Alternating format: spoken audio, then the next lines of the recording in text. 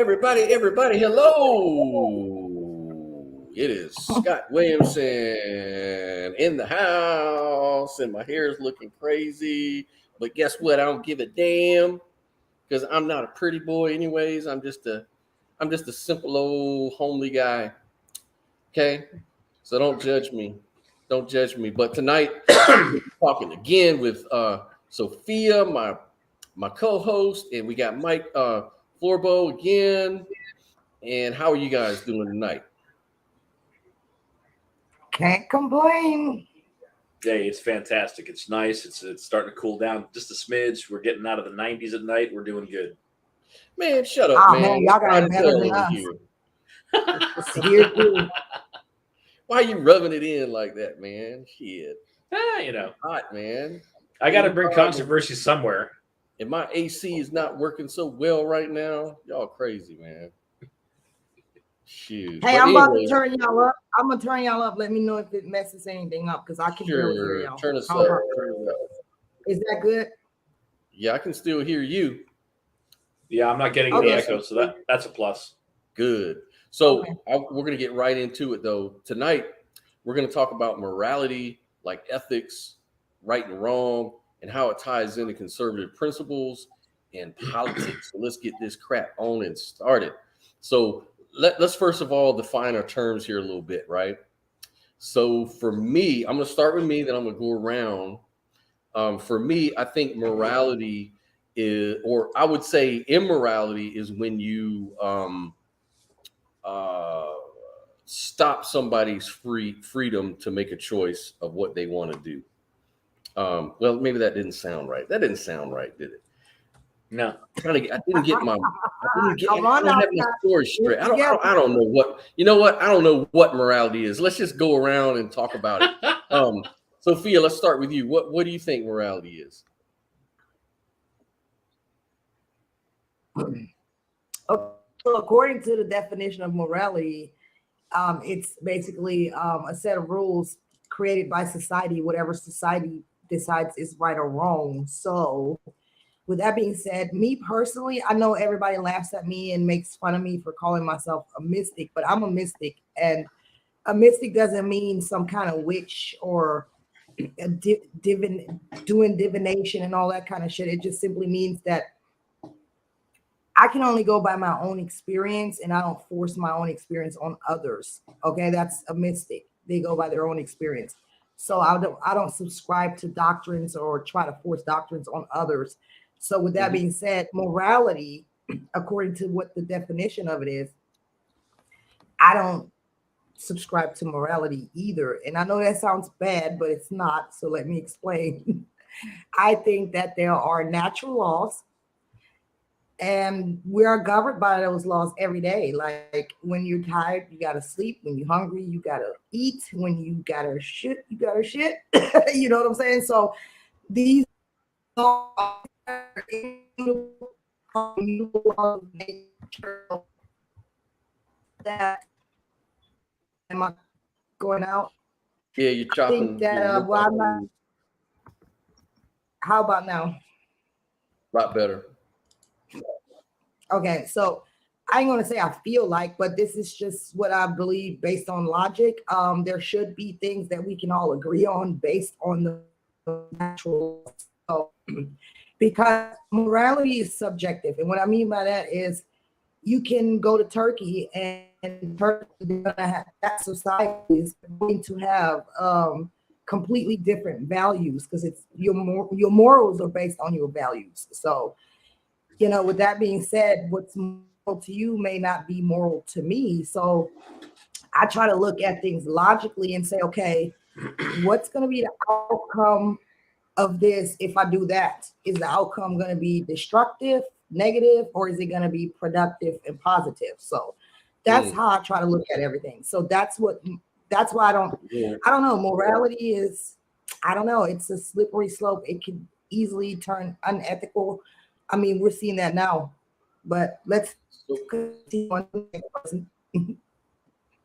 So before we go to you, Mike, real quick, I think I'm going to work this out a little bit on my side. So I would say that the descriptive definition would kind of refer to moral codes of conduct that are put forth by like society or groups or individuals.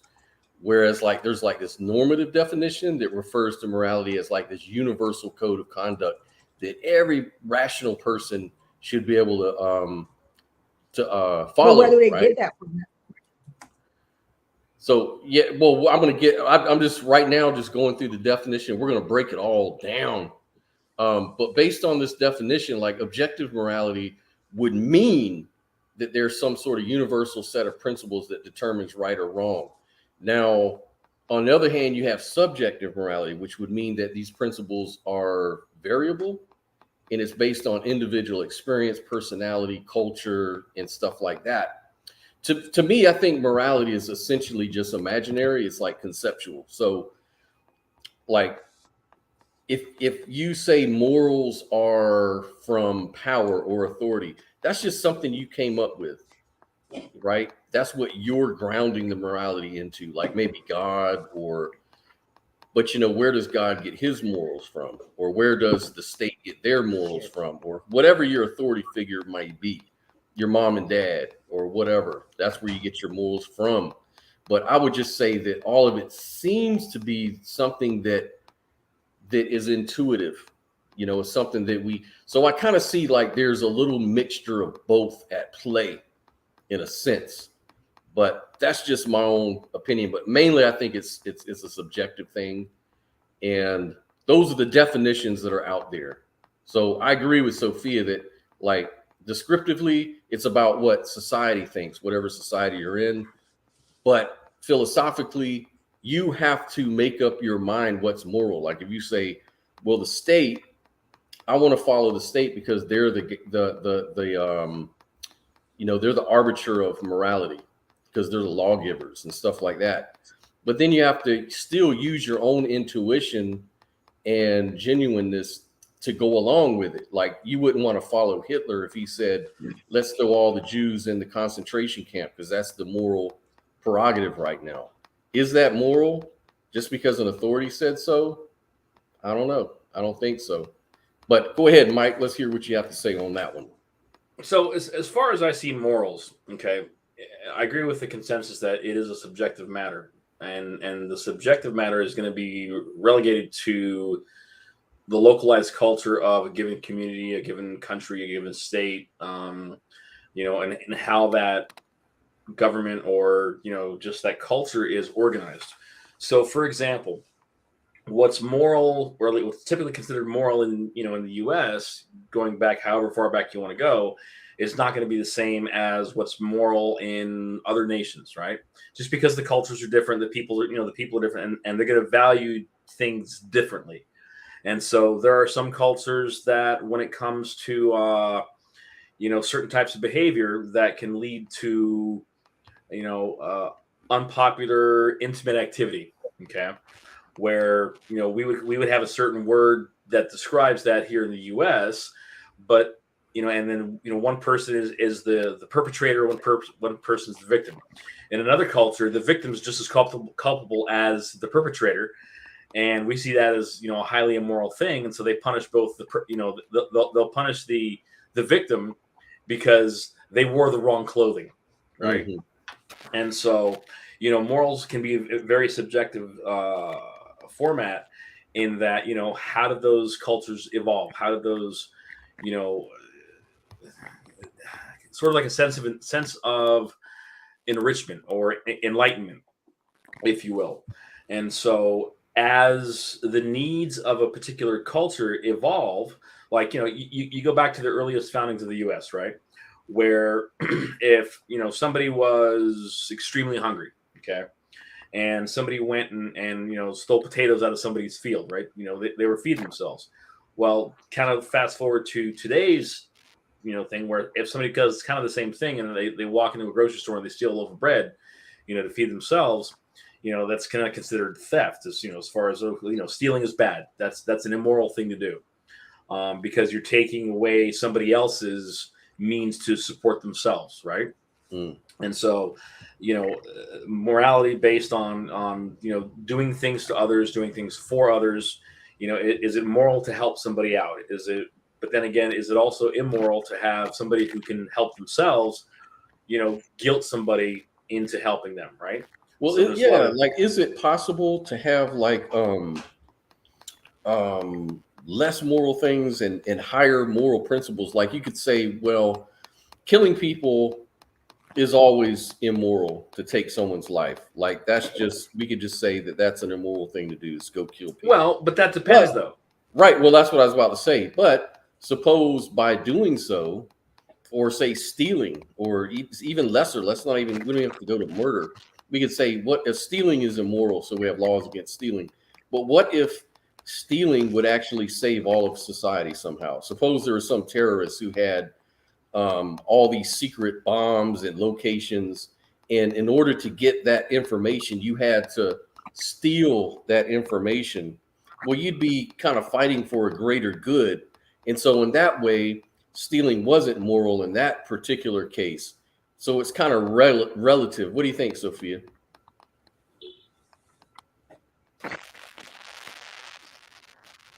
Can you hear? I don't know if Sophia can hear us. My shit's fucked up, huh? Oh, Is can't my hear shit too all fucked well. up? No, I can hear you. I don't know if you can hear us though. I can hear y'all, but can y'all hear me? Yes. Yeah, we can hear you. Oh, okay.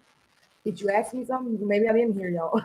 I don't know. Yeah. So I was just asking, like, suppose, like, do you think stealing from other people is immoral? Like I said, Or I would I not don't- even say, I don't because you don't subscribe believe to in morality. morality. I would say it's wrong because if you steal from me, you're taking something away from me. And how do you know that's not going to harm me? You know what I mean? So, yeah, it's wrong. I wouldn't say immoral or moral because I'm not a person of morality, I guess. Gotcha. So if I don't subscribe because, stealing, again, a set of rules that's made up by society, that's not enough for me to say, okay, I'm going to believe it. I mean, just so happens that some societies have many moral standards that I agree with. You know what I mean? But at the end of the day, stealing is do you wrong. think morality is relative? Like right and wrong. Do you think right and wrong I is think that relative? morality, well, Do you think right and wrong is relative? if it's relative, is that what you said? Yes. You mean like subjective No, like relative. Like, in the you know what I mean? Like it depends on the situation. Oh man, this is some shit right here. Well, depends on the situation. I would say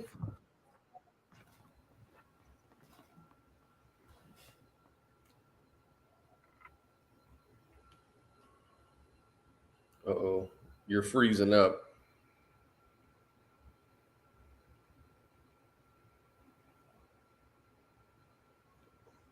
Yeah, her internet connection is not doing so hot. Yeah, you kind of froze up on us, Sophia. Well, I'll kind of pick up where she left off. Okay. Is it relative? Sure. It can be relative. It can be, again, based on individual circumstances, right?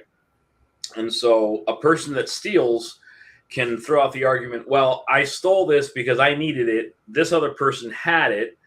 I didn't think they needed it, so I needed it. So therefore that justifies me taking it, right? Mhm. And so that can become a major, kind of a question. Does the need of a single person outweigh somebody who has more that they may or may not need, right? But at the same time, they worked or saved or invested to have whatever thing that may have been stolen. Guy walks up to a dude at a gas station. Guy A doesn't have a car. Guy B has a car. He's gassing it up. Guy A steals the car because he's got to get somewhere, right? Mm-hmm. Well, but what events led up to that immediate need? Were the choices of those two individuals different, and they made different choices to put them in that situation there at the same time, right? So yeah, it gets complicated. Yeah, but the way I look at it is that when we become adults, when we're no longer under the direction of a parent, parents, whatever the case may be, we are in charge of our lives. We choose what we do. Good, bad, and different, we choose the actions that we have. And those actions may not have immediate consequences right now, but if I make a decision doing something today, the consequences, good or bad, from those decisions may not come about until years down the road, weeks down the road, months down the road, right? So if I'm fresh out of my parents' home, and I decide I want to live, on the street, right? I don't want to work. I don't want to get a job. I'm just gonna beg for money, right? Well, that is an active choice that individual, regardless of their background, whether they grew up in a poor household, a rich household, that's an active choice. Now, there are scenarios that people can come from normal upbringing, have a normal job, and then they lose everything, right? And then they end up homeless, right? But that's a whole different conversation. We're talking about a specific demographic, right? And I'm just using that as kind of an easy example. We are, for the most part, a result of all the choices we've made in our life. We are exactly where we're at right now today because we chose to be here. Okay, now, do bad things happen? Of course. There's no way to avoid that. The only thing you can choose to do is how you respond to those bad events that happen here. Oh, I had somebody beat me up. I got injured. I couldn't work anymore. Okay, that's a valid thing, but you're choosing to make it, to where you're telling yourself, oh, I can't do X, Y, and Z anymore, right? And so those are all choices. Now, those choices can be influenced by morals. Those choices, no matter what they are, they're still the ultimate control of the individual. Well, somebody came up to me and beat me up. Okay, did you fight back? You chose to fight back. Did you get hurt? Did they get hurt? Those are all choices, and we're faced with hundreds of thousands of choices a day. Okay, what clothes we're going to wear, what socks we're going to put on, what direction we're going to drive to work or whatever. Those are all tiny little choices, right? Yeah. And as human beings, we are creatures of habit. We like doing things a certain way because then once you kind of get into a pattern of doing things, now you can move on and focus your attention on other things. Just like a little kids growing up, they go from crawling, they go from posting, and they're hanging on to the to the railing or whatever, and they're learning how to walk and stand on their own 2 feet. Those are all choices that people do, and we have parents here to help us to choose to do those things so we can become more self-sufficient. Okay, I want to say it was Larry Elder that kind of came up with you're 100% control of your effort, right? And I kind of expounded on that with my 3 sons, and I told them, I said, look, you don't get to pick if somebody's mean to you. You don't get to pick if somebody's nice to you. You're going to have both, and sometimes you'll have more than one than the other. You do get to choose 100% how you respond to whatever, good or bad is presented to you. Yeah. I believe like we're part of a causal chain in the universe. Like, yeah, we are part of that causal chain. So what happens is everything we want to do is informed by, our genetics, our experience, our upbringing, our culture, our society, whether it be the language. And they're all unique. Yeah, they're all unique to our own. Yeah, like if you speak English and you don't speak any other language, it's because you're kind of determined to, because you were brought up within a culture that speaks a particular language. You're brought up in a time that speaks a particular language, and you wear clothes that are part of that. But there wasn't a need to change language or add language or desire. What is that? Hold on 1 second. 1 second. I'm sorry.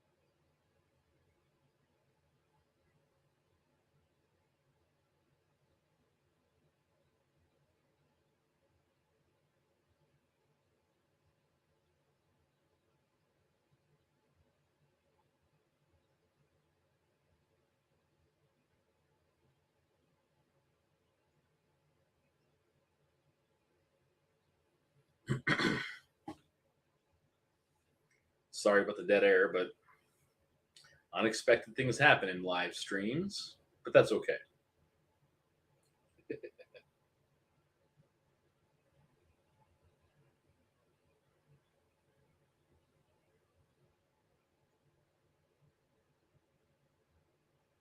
Speaking of which, probably turn this ringer off. There we go. Okay.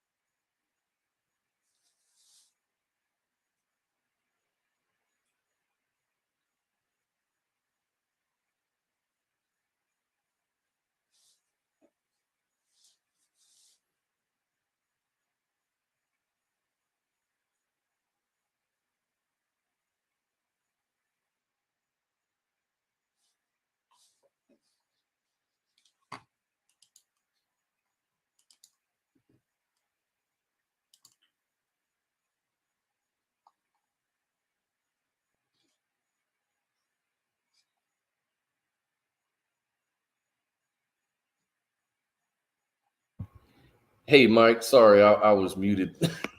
No, you're good. Wow, I was just rambling on. So we're having a little bit of a problem here already during the stream. I was just saying Sophia's moving to another location, and Okay. she's going to call back in when she gets there, so Okay. she can have better reception. But I was just Dang. asking you a question. Like I was going to say that for me, we are part of a causal chain, but then we also are in a unique position to be a causal factor. You Of know, when course. it comes to language and conveying information, we can do Sure. this through language and other tools. So It's laws all are part kind of cultural development. yes, cultural development. And also when you kind of go down the line in that causal chain, you have certain wants that were informed by your experience, your genetics, your society, culture, from the clothes you wear to the music you listen to the diseases you have to deal with, um, language that you speak. All of this stuff is a result of when you were born, where you were born, raised by who, within what society, blah, blah, blah, blah, blah. But even within those restrictions, you have the power to make a choice. Like you said, you can make millions of different choices laid before you, right? And those choices will always be dictated, in my opinion, by your wants. Like you can never get around it. Like I could say, hey, I'm on a diet right now. I really want to eat ice cream, but you know what? I'm not going to do what I want. I'm going to go ahead and eat that salad instead. Therefore, I've proven that you can do what you don't want to do. Have you really? Yeah. Have you really? Because Yeah. the thing is, maybe you're just trading one want for another that's a little bit of a higher principle, right? Maybe you want to be in shape more than you want to have that ice cream. So it's almost like you're forever anchored to a want. Like even if a person put their gun to your head and said, give me all your money, you don't want to give them your money, but you don't want to die either. Like you would rather give them your money more than you want to die. Yeah. So you're forever anchored by your wants. And so where the causal factor comes in is when we say, how do we change people's wants? Like, how can we get people to want the right thing? Well, see, and that kind of begs the question, who are we to decide what others want? Right? That's right. That's right. And so, because our experience, right? We could be born on the same day in the same hospital and with all the same conditions, right? We grew up in the exact same time frame. And your individual experiences are going to be drastically different than mine from day to day. And all those experiences, each individual experience from moment to moment to moment, are going to shape and mold our reality, right? Because perception is reality. And that's the main crux of this. is that how we perceive the world can be formed and shaped into how we prioritize, experiences. Okay. Exactly. Hey, she's back. She's back. And Sophia, go ahead and let's do a test real quick. Can you hear us? Oh my God, this is terrible. Terrible? Well, we hear you. Can y'all hear me? Yeah, we Yeah. can hear you. Can you hear us okay? She's coming to us from the Wonder Woman mobile, but you can't hear us? No here? No, this is fucked up, man. Uh-oh. Oh no. I'm sorry. We are experiencing technical difficulties. We apologize for the We delay. apologize. Oh, poor thing. I feel bad for her. I know. This is the challenge. That's okay. Well, she's I agree having, with you, man. She's having a bad internet day. That's So, what but it is. this, yeah, and I'll kind of expound a little further. Is that all those experiences are going to form how we make choices. Okay. And so you have an inner city kid, for example. Okay, parents are working. Single parent. Two parents, whatever the case may be. They're both working. Maybe they're both working two jobs, right? Or maybe one parent's working 2 or 3 jobs. Okay, so obviously that's going to take a lot of time away from helping the kid evolve and develop and stuff. So that kid kind of has to figure out stuff on their own, and there can be, a couple different pathways that child can take, right? And so as human beings, we tend to try to find like the path of least resistance to accomplish what we want to get. And that can evolve personalities into being more persuasive or more forceful, right? Somebody who's not very of big stature, who's not a tall kid in school, maybe they're more skilled at being persuasive, or maybe the bigger kid is more skilled at being forceful, right? To get kind of the things that they deem necessary or needed at that given time. And so, and other kids, tend to figure out, well, why is this happening to me? Like, what did I do? Right. Well, you're just on this particular life track that, maybe you're going to have more or less challenges than what you perceive the next guy's having. Cause you can't fully know what someone else is perceiving at any given time. Okay. So when you start looking at those culmination of life experiences, as you mature and as you get older, you have to determine, okay, what experiences are critical to my existence and where I want to go. Because as human beings, we also tend to hang on to the negatives because they're sources of pain. I touched on this on the last live stream, where as humans, we, as a life being, whether we're human or whatever the case may be, a living creature will instinctively move away towards pain. So they hang on to the memory of a painful situation to avoid it, hopefully in the future, and they'll recognize it. Okay. We see that in our relationships to where, we tend to know how to handle negative situations, but we don't know what's on, like, if we got away from that particular aspect, we don't know what to do if something is not what we're already accustomed to. Because again, going back to what I said earlier, we are creatures of habit. Okay. So then when you start looking at as an adult, and for me, it happened when I was about 15 or 16 years old, because I grew up in a household where my mother, growing up, when she was a child, she experienced some horrific abuses from her family, from her siblings, from the government. And she, at age 15, she fled Cuba to Miami, and she was thrown into a completely different country where the primary language wasn't Spanish, even though she was bilingual when she got here. Okay. And then she went to Illinois, right, until she was 18, and came back here. Then she met my father, and she did the normal thing you do in the late 60s. You got married, you had kids, and dad was the breadwinner, and my parents were married for nearly 50 years. Okay. But because she never addressed the trauma that she went through as a child, she through that trauma, or she dealt with that trauma by working with the kid, working with her own children, me and my brothers, in the same manner that she knew that her parents treat. Okay, and my mom passed away 11 years ago, and I don't want to speak ill of the dead or whatever, but we grew up in a very kind of a strict household, right? Mm-hmm. And as I grew up, I was always wondering, like, well, what did I do to deserve this kind of treatment? And when I was 15 years old, it kind of struck me. It's like, hey, wait a minute. My parents didn't have the resources available to them that I had to myself, right? The internet was just coming out, and I kind of had this epiphany of where, okay, I can choose to use my upbringing as an excuse to behave a particular way. I chose not to. I said, this happened.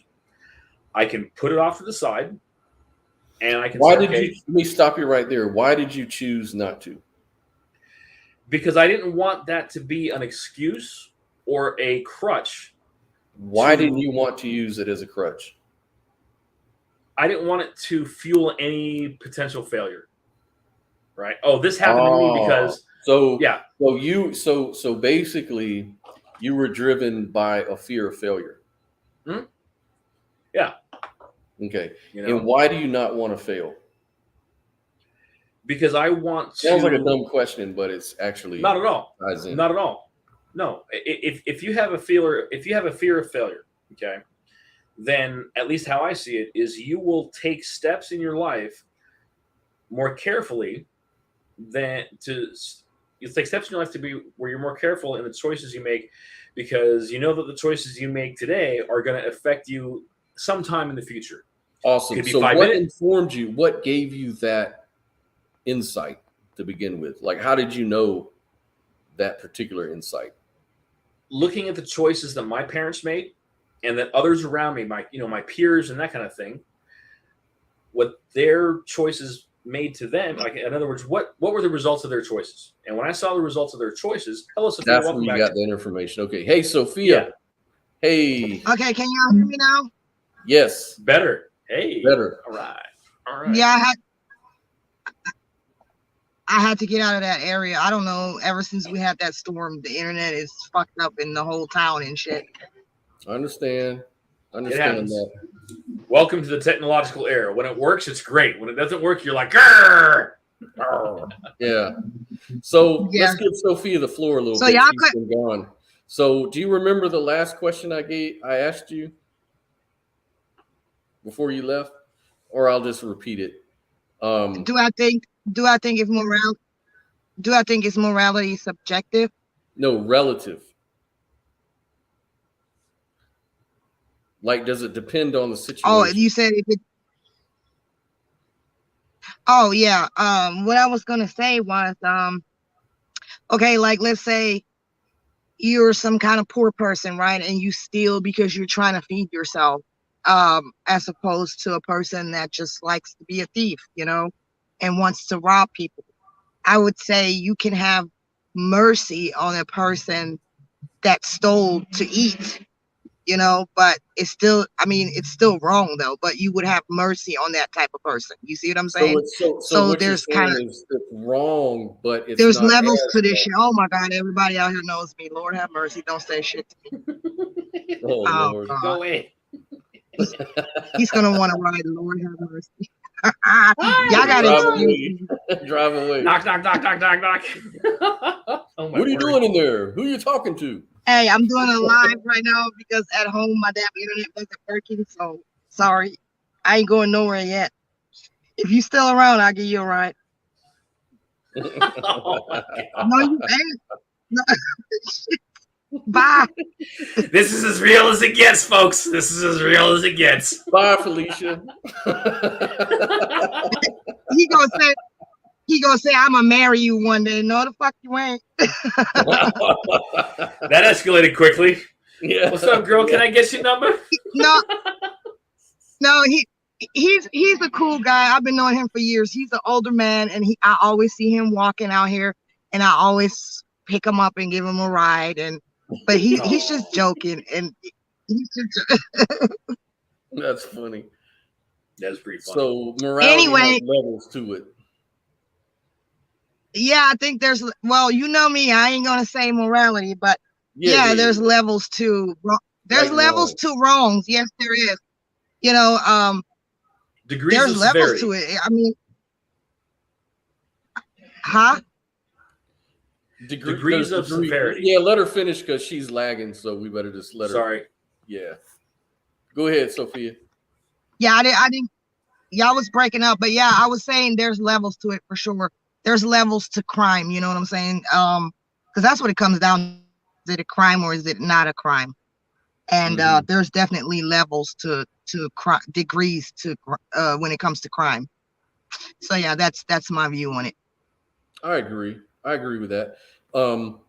It's like Y'all hear me? if- Y'all if- hear me? I hear you good. We hear you good. You know, for You me, know, I'm about to try this damn HEB Wi-Fi if this shit keeps going on like this, because I don't know if it's my service or what. Because I have all my bars. This doesn't make sense. yeah, it's a bad connection, so it kind of makes the conversation a little bit difficult. But like there's here's a example, and a lot of people would like to say that morality is actually universal, and any rational person should be able to adapt to it. But there is a famous case in neuroscience history, right? It regards like an American railroad construction foreman. His name was Phineas Gage. This guy kind of survived an accident where like a large iron rod was like driven completely through his head, and it destroyed the majority of his brain's left frontal lobe. Now, previous to this accident, Mr. Gage was said to be well balanced, very nice, very shrewd, a smart business person, very energetic, persisting in executing every plan that he had. And he was a really sweet guy on top of it. Like he was just like this model of perfection, according to most people that knew him, right?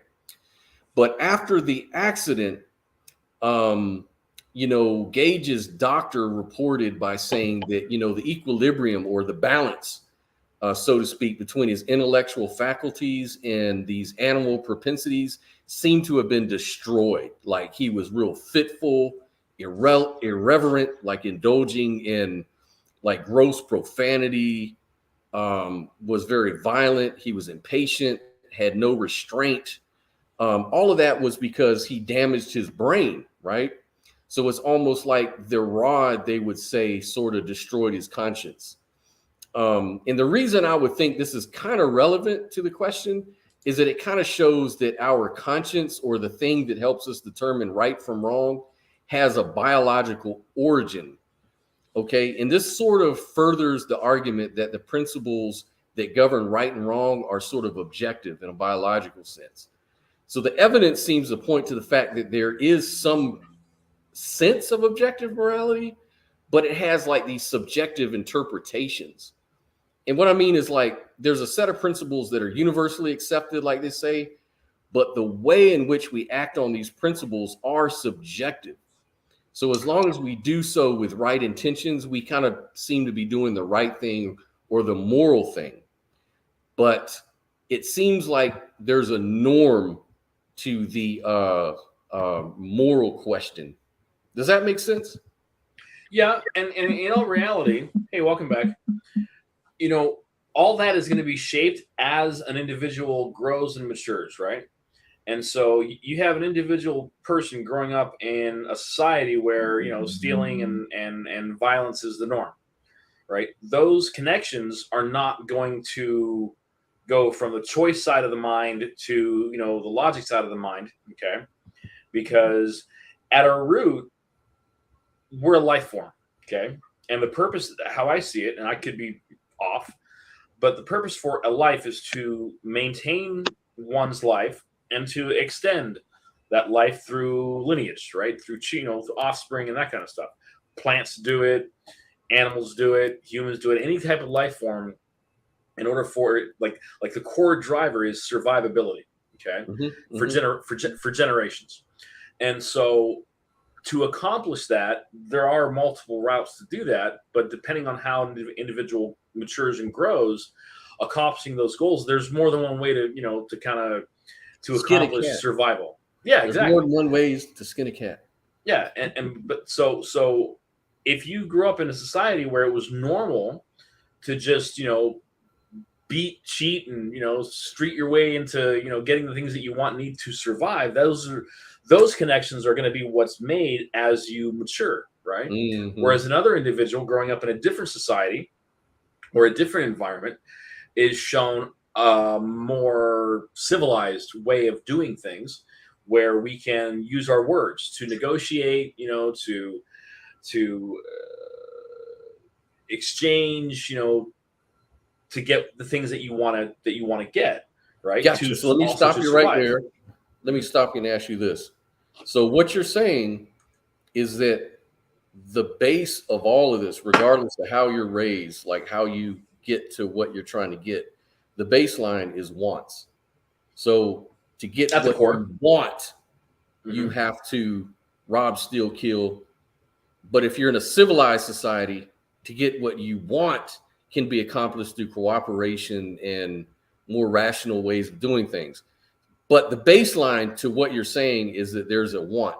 So here's a question I have, right? So it seems like nature kind of wants, kind of embeds in us the want to survive, to procreate, like you said, as a species over time. So that's the baseline that nature, immutable nature, sort of objectively handed to all of us as a norm. I mean, there's psychopaths, there's people that are sick. I understand all that. Well, yeah, you're gonna have outliers. That's right. You'll have outliers, and so what you're saying is that the way that we go about it is sort of determined by the nurture aspect, the environment that we grow in. Like if we're around people that steal to get what they want, stuff like that, then they tend to gravitate towards crime as a way to get those wants met. Whereas in a more civilized way, you go through cooperation and stuff like that. Is that kind of what you're saying? What do you think? Part of, but there's going to be an awareness. Right. Okay. Yeah, but all that's a whole nother subject. I don't get what that has to do with morality. Like, I don't know. This topic is like all over the place. Like what I'm losing the point. And I know I lost internet and I wasn't all the way here, but what's the actual point? So I guess what we were talking about when you were gone was the root of what we call right and wrong, right? And so we were going back to nature. And nature says that what most people think is right is that they live, survive, and take care of their kids. Not everybody. There's always outliers. And so what he was just adding to that thing is that, well, sometimes the way we go about doing that differs depending on your society. Like maybe in some societies, the right thing to do is to be strong and fight in order to provide for your children and provide for your family. But in maybe more civilized environments, fighting has nothing to do with that. You should be more cooperative and communicative and rational. So that's kind of where we got off on that. I see, but there still has to be something that's basic, like there has to be a basic truth that we can all say, okay, this is right and this is wrong. You know what I'm saying? Like, right, but that perception is going to be shaped by our cultural surroundings, and that's kind of the point I was making. Is that right? But that's what I mean with morality is subjective, because, like you said, it depends on each culture and environment what kind of morality is going to develop. But there are certain things that we know for a fact is wrong. You know what I'm saying? On a basic level, I'm saying regardless of any society. Mm-hmm. So let's say when politicians, let's say when the government says we should use pronouns in your language. Suppose the government decided, hey, we're going to make a law that if you don't refer to a trans man as a man, even though he may be a female, for example, that you're going to get fined for that. You're going to get punished for that, like they do in Norway, for example. Would that be moral? Well, that's a great example of enforcing an ideology as morality and then enforcing it, and that's not right. That's Well, the argument that stems from that example is that, you know, people should have the right to be treated the way they want to be treated, right? And the disconnect that I see in that is that when you start altering, how do I put this correctly? If reality, altering reality. Well, because how a person wants to be treated, there's a validity to that. You know, I want to be treated a certain way, right? And we all want to be treated with respect. We all want to be treated with kindness, right? And, yeah, but respect is earned. This is true. This is true.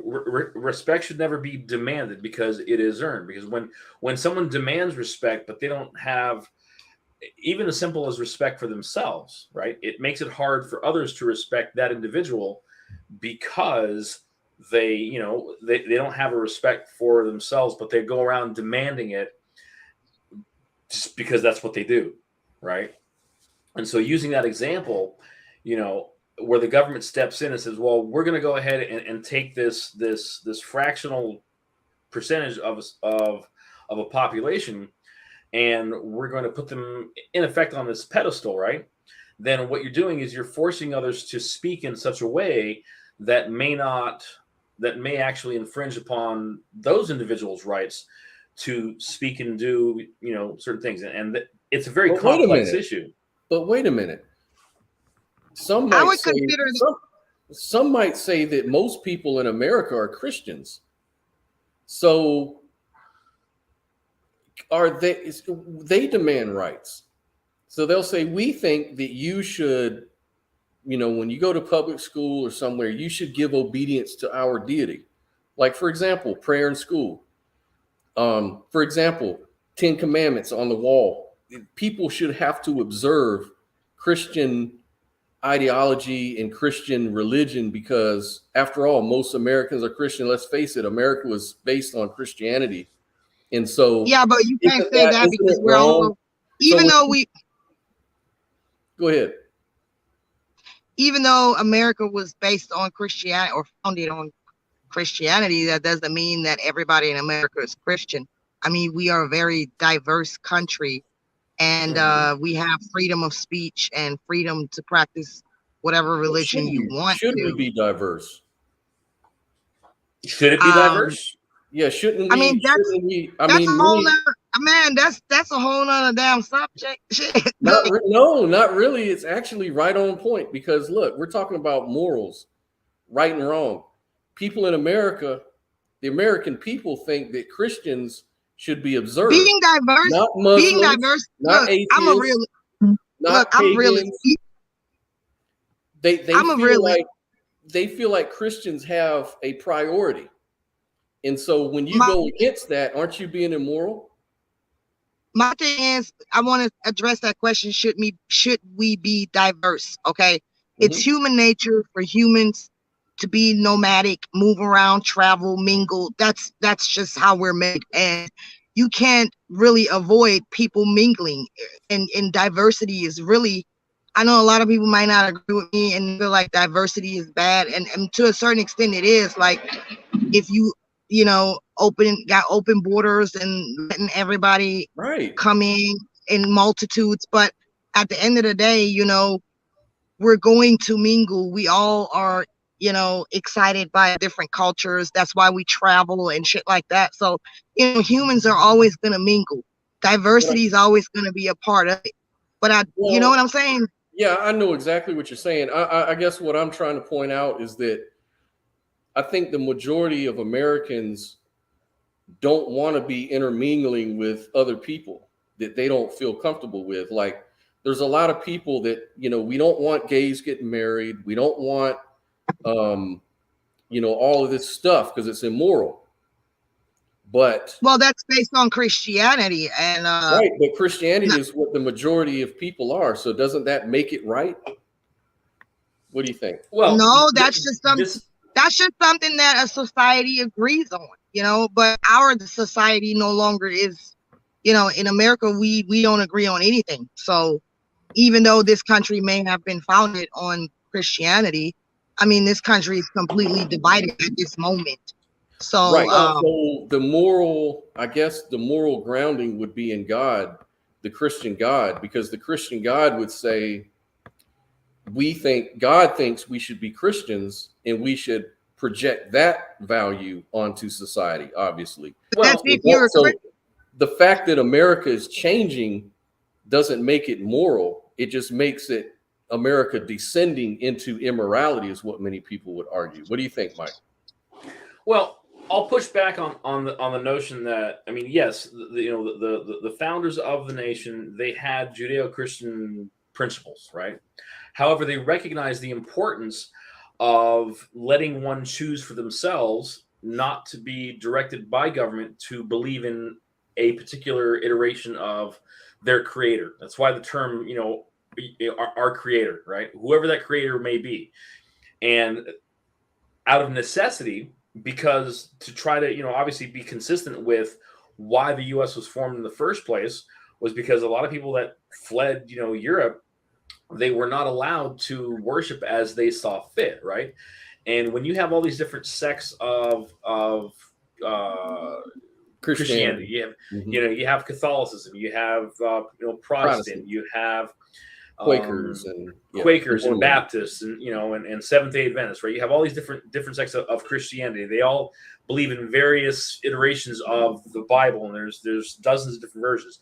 Then you throw in, well, we don't want to exclude other religions that are non-Abraham, well, not Abrahamic, but non-Christian. So like the Jewish, religion, or the Jewish faith, the Jewish people, the Muslim faith, right? There needed to be the ability for them to choose for themselves what religion they wanted to follow, if they wanted to follow any religion at all, right? And so while some may make the argument, yeah, the U.S. was founded on Judeo-Christian policies, yes, but they're not mutually exclusive. So in other words, well, if you're a Muslim, right, and you live in the United States, well, then you don't fit here because you're Muslim. No, that's not how the nation was addressed. You can be a Muslim, you can be a Jew, you can be a Baptist, you can be a Catholic. But that's the thing. That's what a lot of people are kicking back on, is they're saying that no, actually, in America, Muslims shouldn't be accepted as part of the political. Well, because I don't think I think you're talking about like maybe the far right, but generally speaking, I think we all agree that we should be able to practice what we want to practice, and that's not even the problem. The problem is when you're trying to. I just brought it up just to play devil's advocate. I was just. I know, but I gotta go off. You know me, I gotta go off. I know you don't. I know you're just bringing points, but this is what I would say to anybody that brings that shit up. You know what I'm saying? Because at the end of the day, what it comes down to, and we can all agree on this, what it comes down to is when you're trying to force your ideology, whether it's your religion, whatever the fuck it is, when you're trying to force it onto others. You know what I'm saying? Like if I was to come, if I was to migrate and I went to the Middle East, okay, I would already know, okay, they practice Islam, they have a different religion, they have different customs. So I wouldn't go there trying to enforce my views. I would go there and try to integrate myself into their society because I went there. You know what I'm saying? It's just like, I take it on a personal level. It's the same thing that applies. You're not gonna let somebody live with you without establishing rules or them knowing that you got certain rules. You know what I'm saying? You're not gonna conform to their rules when they're your guest. You know what I mean? Right. It just don't make sense. So what is the moral principle that guides you to say that? Or what is the right and wrong? Because you're not morals, but right and wrong. Why is this right in your opinion? Because like I said, cause and effect. If you're forcing me to do something that I don't want to do, that causes me distress. It hurts me. It harms me. It's harmful to me. Bingo. So with that being said, anything that's harmful to me, it's not good. Period. That's common Boom, sense. there you go. That's what I'm talking about, Sophia. Yeah. Exactly. That's what I was trying to draw out of you. Was Yeah. that statement right there? That in conservatism, the principle is of freedom, and it's of self. That we're all Individuals. individuals. You know, we're Right. sovereign individuals, and so we wouldn't want those things done to us, right? And so Exactly. I can swing my arms as long, wide, and crazy as I want up until it hits your nose. I shouldn't do that because then it's infringing on your right to do the same. So, And that's something we all understand. You know what I'm saying? So it's like, it's not that hard. People make shit so complicated. It's really not that man, hard. What you really got going on is like, it kind of goes into the whole social engineering episode we had, because mhm, you got the left, you got the right, and each side is trying to socially engineer society in the way that they see fit, trying to push their own agendas. And that's the exactly, problem. And that's the 100%, problem. You know what I'm saying? 100%. What do you think, Mike? Well, I think there's levels to it. You know what I mean? So from my purview, from my perception of things, to where, you know, conservative ideology, for the most part, okay, maybe I'm more libertarian in this manner, is that I kind of want to just be left alone to do what I want to do. I don't want to be. Well, let me rephrase it. I strive to live life by two very simple words, and that's be kind. Okay, I don't have to agree with you in order to respect you, and just because I agree with you does not default that I respect you. I can agree with you and not have any respect for you because maybe you're a jerk, right? You know, but at the same time, I don't have to, just because I have a disagreement with you doesn't default that I disrespect you, right? I can It's say, very okay, well, you and I Ayn have. Randish of you. So what you're saying is you're kind of going into that Ayn Rand whole thing. Okay, so basically you're saying that since you selfishly don't want to be disrespected and you want people to be kind to you, therefore you want to project kindness and respect to others, Yeah. right?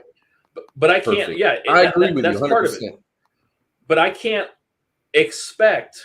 In other words, just because I respect somebody and I'm kind to them, I cannot by default expect them to do the same for me. I would like them to. That'd be nice, right? But Exactly. that's their own choice. Yep. Exactly. And I want to add to that, because a lot of people don't excuse my language. a lot of people We got to work on that. A lot of people don't understand that, and it irks me so damn bad. You cannot control how another motherfucker sees you or wants to treat you. You cannot control that, and it doesn't fucking matter. Move on. Move on. You see what I'm saying? Some people you're going to be friends with, some people you're not. I can be a friend to anybody. Yeah. But, as soon as me you and start wanting to but hurt what me, are I'm you like, gonna I don't do? want to be your friend anymore. Me and Sophia, we talk about how that same mentality that she's talking about, of course, we see it all the time from the far left. Damn, blind the shit out of me. But we also see it from the far right, like the people that are trying to shove their values down your throat. Asshole. You Sorry. know, they're road raging.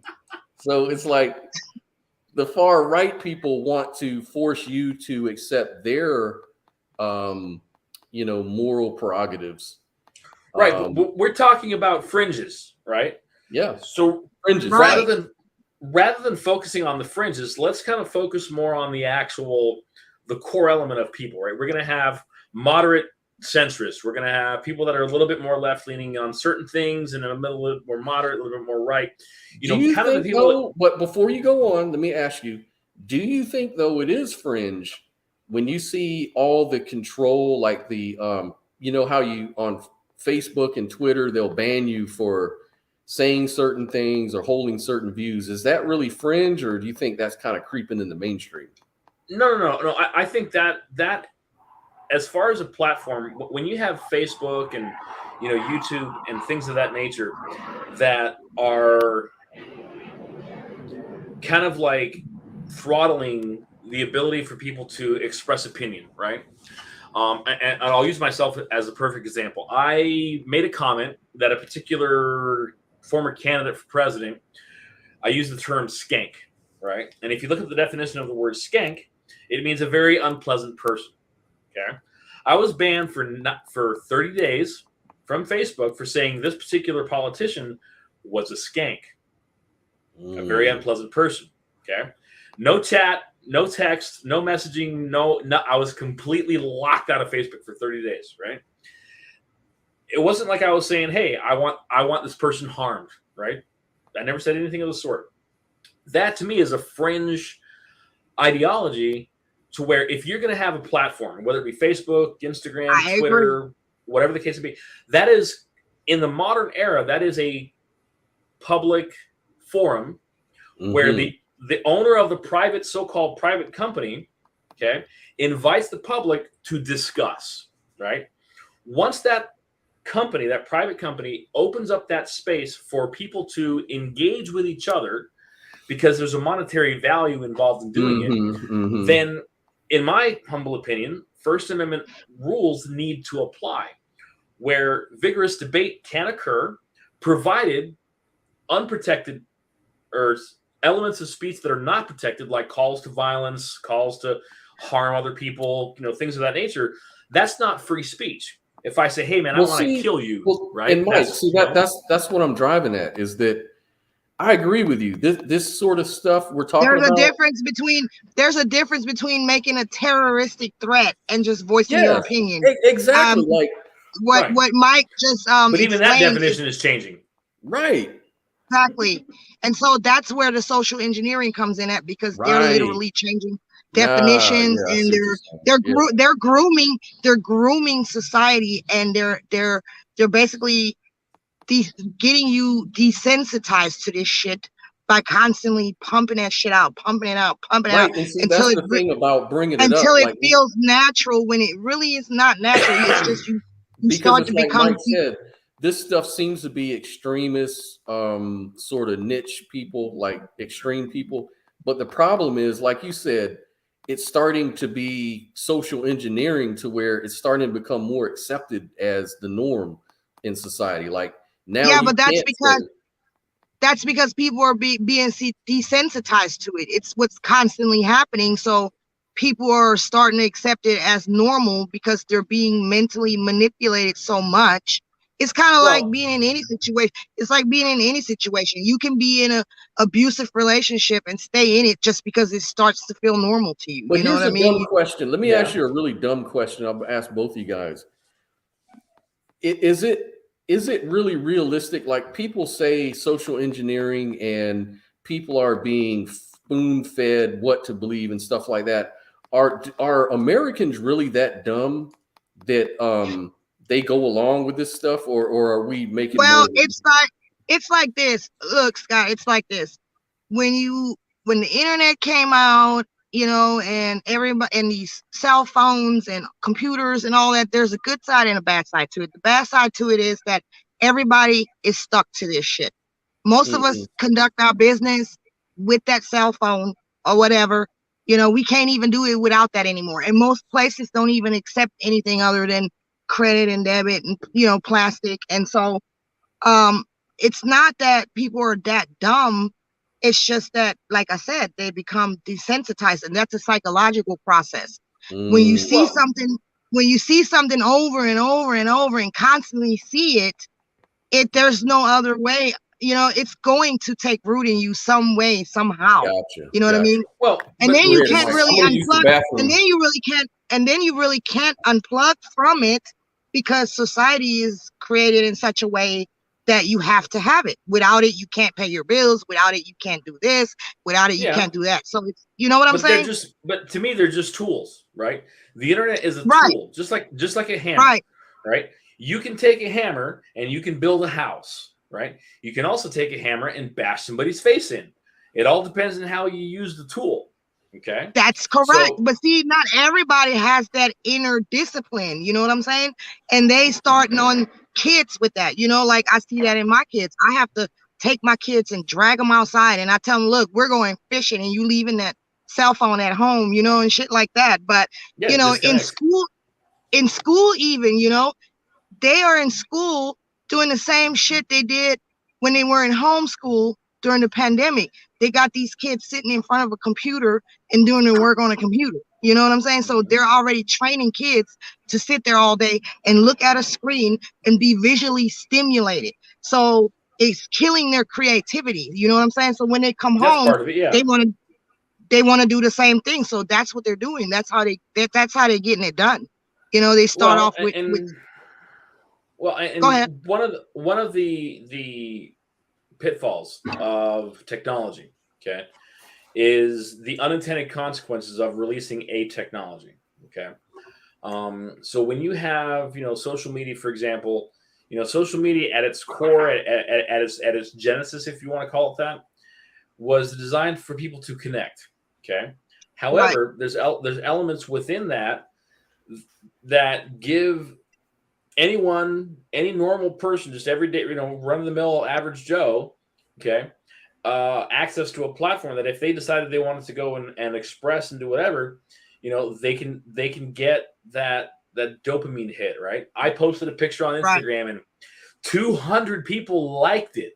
And every time I saw that like increase go up, I'm like, wow, I got a little, okay, so I got to do it again, right? So then you become focused on making imagery that others can look at and go, okay, cool. Right? Rather than using it as a tool to connect and to actually work with people and network and, come up with ideas to improve, processes, improve life for yourself and for others. Right. It's become this how do I want to put this? It's become this massive. It's like a drug. Well, yes, no. But that's kind of the fly in the ointment, so to speak. Right. And that like button or that like factor, okay, is what is used to get the value of people into that, like for advertisers, which is where the social media platforms make the money. What's up, Alejandro? How are you? Good. How are you? Hey, Mr. Alejandro, it's been a while, sir. Yes, it Hey, has. man, you got some amazing video there, boss. Oh, thank you. New Mac. Yeah, he looks better than all of us, man. I don't know about that. I'm just not real close to the camera. Like Alejandro is. Hey, all right. See, he could probably zoom in a little bit. I'm not, my camera settings here. Maybe I got to zoom in a little more. But then again, I'm not. Mike, you better calm down. You better take a deep breath. Yeah. Hey, here's another devil's advocate question, and this will go to Alejandro too. So I got hit up just a minute ago, got pinged. Someone said, look, Christians believe that by projecting Christianity into our laws, whether that be into the public school, whether our laws in general, stuff like that, they honestly, sincerely believe that this is going to help, and it basically saves people from going to hell. That is a position of love. And as a position of love, what's wrong with me doing that? I understand that there's diversity. There's people that don't believe what I believe. How is it immoral for me to force that opinion on others? After all, it's because of love that I'm doing this. And even though it might be hard-handed in the sense that we have laws and we kind of project it through our laws and through our public school textbooks and things like that, isn't that moral for the Christian to do that? What do you think, Alejandro? Well, yeah, obviously. Now, I tuned into this broadcast because the question you posed is one I've thought very deeply on. So I'm going to start by saying I'm Zoroastrian. So to get that out of the way. Now, when you ask about universal moral ethics, what we're discovering is that things work and other things don't. And we're entering an age where there's a lot of people, we classify them as leftist or wokeist, whatever you want to call them, are pursuing ethics and morals that don't work. Now, if we look to Christianity, we look that they've actually developed and interpret their scriptures to match the facts. Okay. Let's go ahead. I don't know about that. Well, all right. Well, we can take a very cliche example of socialist Jesus. Okay. There are a lot of people that say, oh, Jesus was a socialist. Here's the scripture. Well, we know very clearly that socialism doesn't work. And so the majority of Christians or mainstream Christians have concluded that, well, if socialism produces ruin and death, I'm pretty sure that Jesus was not a socialist. And it's the same with all quote unquote Christian values. Now, when we look to the modern world, where we look to the science, what does work? You get married, have kids, you're a member of church, you own a dog, all these values that I grew up with are proving to be the most effective values for a civilization as a whole. And the other part of that is we have people who practice values that don't match what works, and we have people who are in denial of the facts. I can come at it from a short-term historical perspective. When I was coming up, when I was in high school and college, we didn't know these things. There was a lot of questions like, why shouldn't we not have sex before marriage? Why shouldn't we do X? Why shouldn't we do Y?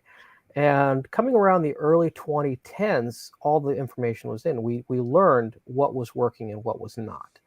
And the left as a whole now is still pursuing ideas that have proven disastrous.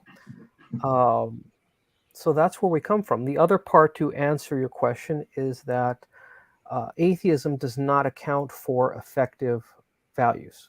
And that's one of the great divides we have right now. That's true. Very true. Atheism says that the civilization that is pro-abortion should do exactly as well as a civilization that is pro-life. Civilization, it has, the communist. I don't know about that, though. I would agree with you that atheism has no values at all, because atheism is just the negation of the God question. It's just to say, I don't believe in God. You haven't shown me evidence or whatever. But that aside, I'm considered an atheist. Like, I'm a pantheist, but that's a subset of atheism. Yet I'm a conservative. I believe abortion is kind of unethical, given under certain circumstances, right? And that would make me a conservative. I would be in line with the evangelical Christian types in that case. So there you can see that an atheist here is actually agreeing with the religious people on certain moral, but for different reasons. That's what I would say. There's different reasons behind it. But go ahead, Sophia. I wanted to address something too. I mean, I understand your point to a certain extent when you say Christianity, works in society. And I would say there are things that Christians believe in and practice that I would agree with too, that would be, considered moral for obvious reasons. There's reasons why you shouldn't be, let's say, promiscuous or something like that. I mean, at the end of the day, you're harming yourself doing those kind of things. But anyway, that's a whole nother story. But what about the things that are bad concerning Christianity and all the different doctrines? Like, for example, I was taught that, once you get married, it's till death do us part, because what God joined, nobody can separate it. And so that's what caused me to stay in an abusive relationship. And I was treated like shit and trash. And the only reason I didn't get out of it is because I was afraid that God would judge me if I, break that bond and leave. So, it's just, to me, it's a slippery slope, because in Christianity, you have so many different doctrines, you have so many different interpretations, and at the end of the day, it can be very detrimental to your personal growth as well if you hold on to some doctrine that ultimately is not interpreted correctly, but yet you believe this all your life. So how the hell do you know what's the right doctrine? So I say, being a mystic, there are immutable laws of nature, and that may be what people want to call God. But these laws are always in place, and there's nothing you can do about it. If you stand in front of a bus, you will get hit and you will be injured. There's just nothing you can do about those laws. Those laws are always there, always present. And some may say those are God's laws. But see, as a mystic, I don't claim to know what God is. I don't claim to say, oh, there is a God for sure, and I know. All I know is that there's law and it's in place, and that's it. Well, from the atheistic standpoint, my understanding is, and I've communicated in great detail with what I would call evangelical atheist, meaning that if you believe in some scary guy in the sky, then you're an idiot, right? And the argument that they'll say is, well, I don't need a God to tell me that it's wrong to steal, because I just know it's wrong to steal because I don't want to be an a-hole, right? And they're not wrong in the regards that, yeah, it's wrong to steal, it's wrong to kill, it's wrong to do all these things. But at the same time, as it works for larger groups of people, religion as a whole kind of boils back to what I was saying earlier, to where how I see the world in that we can take the core elements of pretty much every religion that exists, okay, with maybe a handful of exceptions, where you look at the Muslim faith, you look at the Christian faith, the Jewish faith and stuff, and to me, at their core is to be kind to others so that you can lead by example, right? Well, I like working with this particular sect of a religion because reasons, okay? Mm-hmm. And I draw myself to that.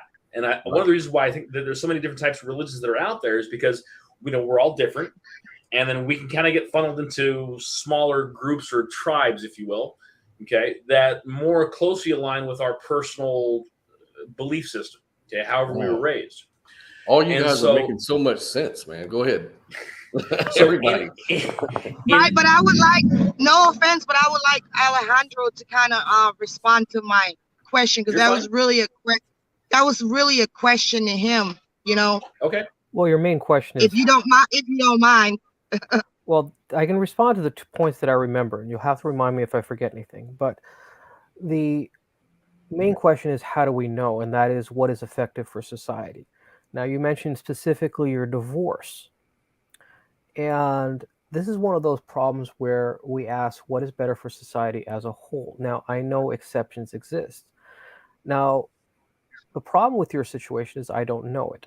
Okay, but I do know that in a lot of cases, it really boils down to who the woman chooses to be with. And this is very classic. There are a lot of women, I'm not saying that you are one, who go after the bad boy.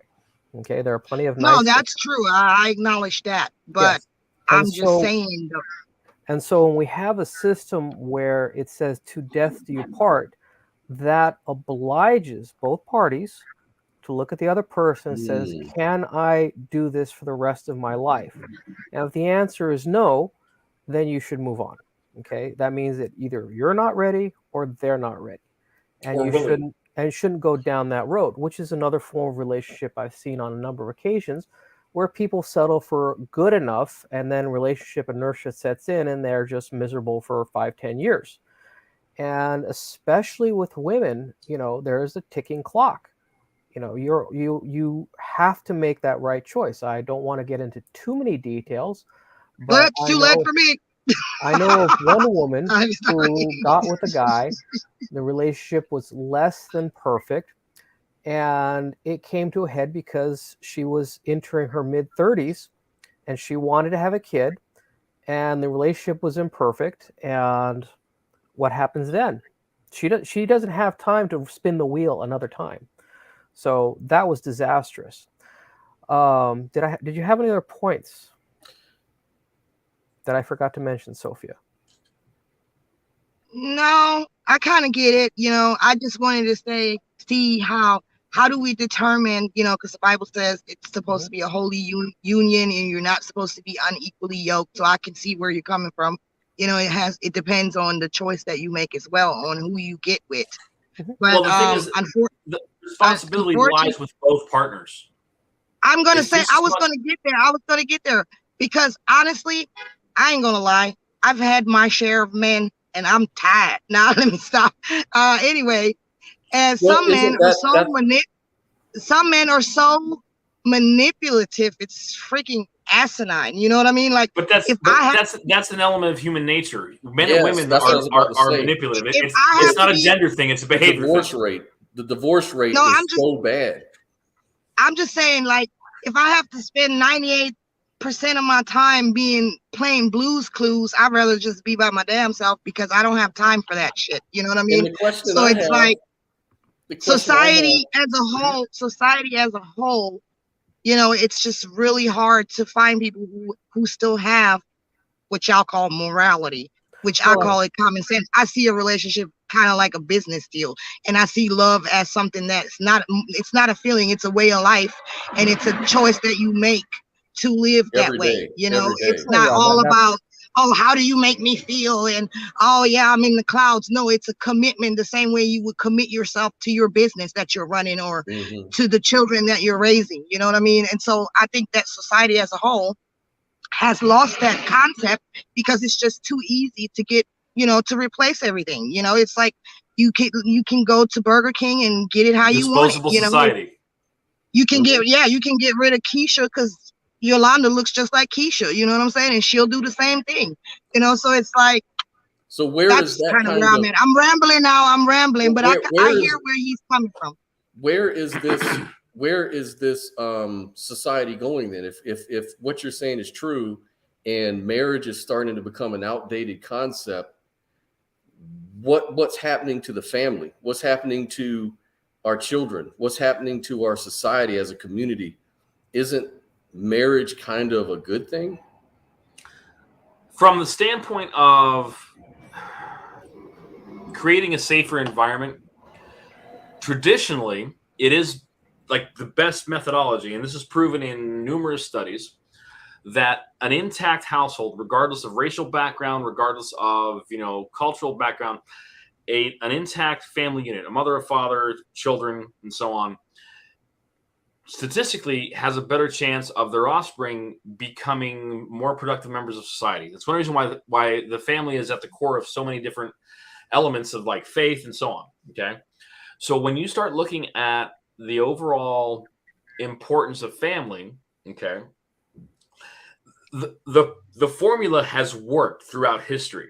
Because keep in mind, marriage, the whole concept of marriage had more to do with expanding power, Business. with expanding, you know, kind of the business aspect, Mhm. where traditionally, even among European cultures, especially among European cultures, you know, many marriages, not all, but many marriages were prearranged. Okay. And Jewish cultures, like In Jewish it was cultures as well. mainly for, yeah. And you know, the prearranged marriages were set up by the parents with other parents of their children, that okay, well, our kids are going to grow up together, and then, you know, we'll work out a deal to where, you know, when they get married, our properties and stuff, our ownership will will expand, and then, you know, in 3-4 generations down the road, you know, our offspring in those generational, you know, down the road will do quite well, right? It seems like we all And agree on that. and Let at me some point, ask everybody. Let me ask everybody on the panel right now a question. It's a thought experiment. It's just a question from a bad old atheist guy. But let me ask you this though: who is the more moral person in this scenario? Okay, there's a guy who's on a long line at the bank, right? The guy in front of him drops $1 or $10 or $100 on the ground. Now there's a camera up here watching all of this stuff. The guy who sees him drop the money looks at the camera, and so he gives him the $100 back. Says, "Hey man, you dropped your money." He did it mainly because he was being watched. Now the other guy in this other scenario, I already know where you're going with this. you already know the guy doesn't know there's a camera, and he still gives him the $100. Who is the more moral person in that case? Obviously, Well, the for me, guy it'd be that the didn't know second that the camera was there. I can. The guy that didn't know the camera was there is the more moral person. I disagree. I bet you would. Go ahead, Alon. Yeah, I mean, I Go don't. on. Now I'm gonna tell you why Let's though. hear where this goes. Well, I want to hear I'll let this.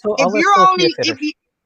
if you're only gonna do what's right because you know you're being watched, that means you have no moral compass within yourself. So that's Well, your simple. your morals are more subjective.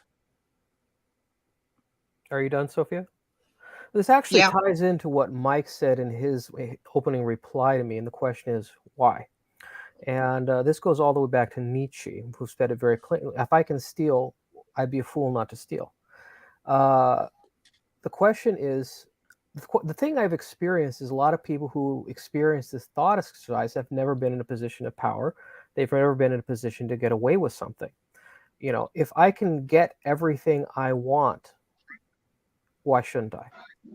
Okay, that's one of the big problems with atheism, and that's one of the things that also addresses what Scott said to me initially is, well, I like being the good person. Well, I'm an atheist and I can just pick and choose what I believe. He says, well, there's what's rational and what's not. If I am Stalin and I can get away with murder, if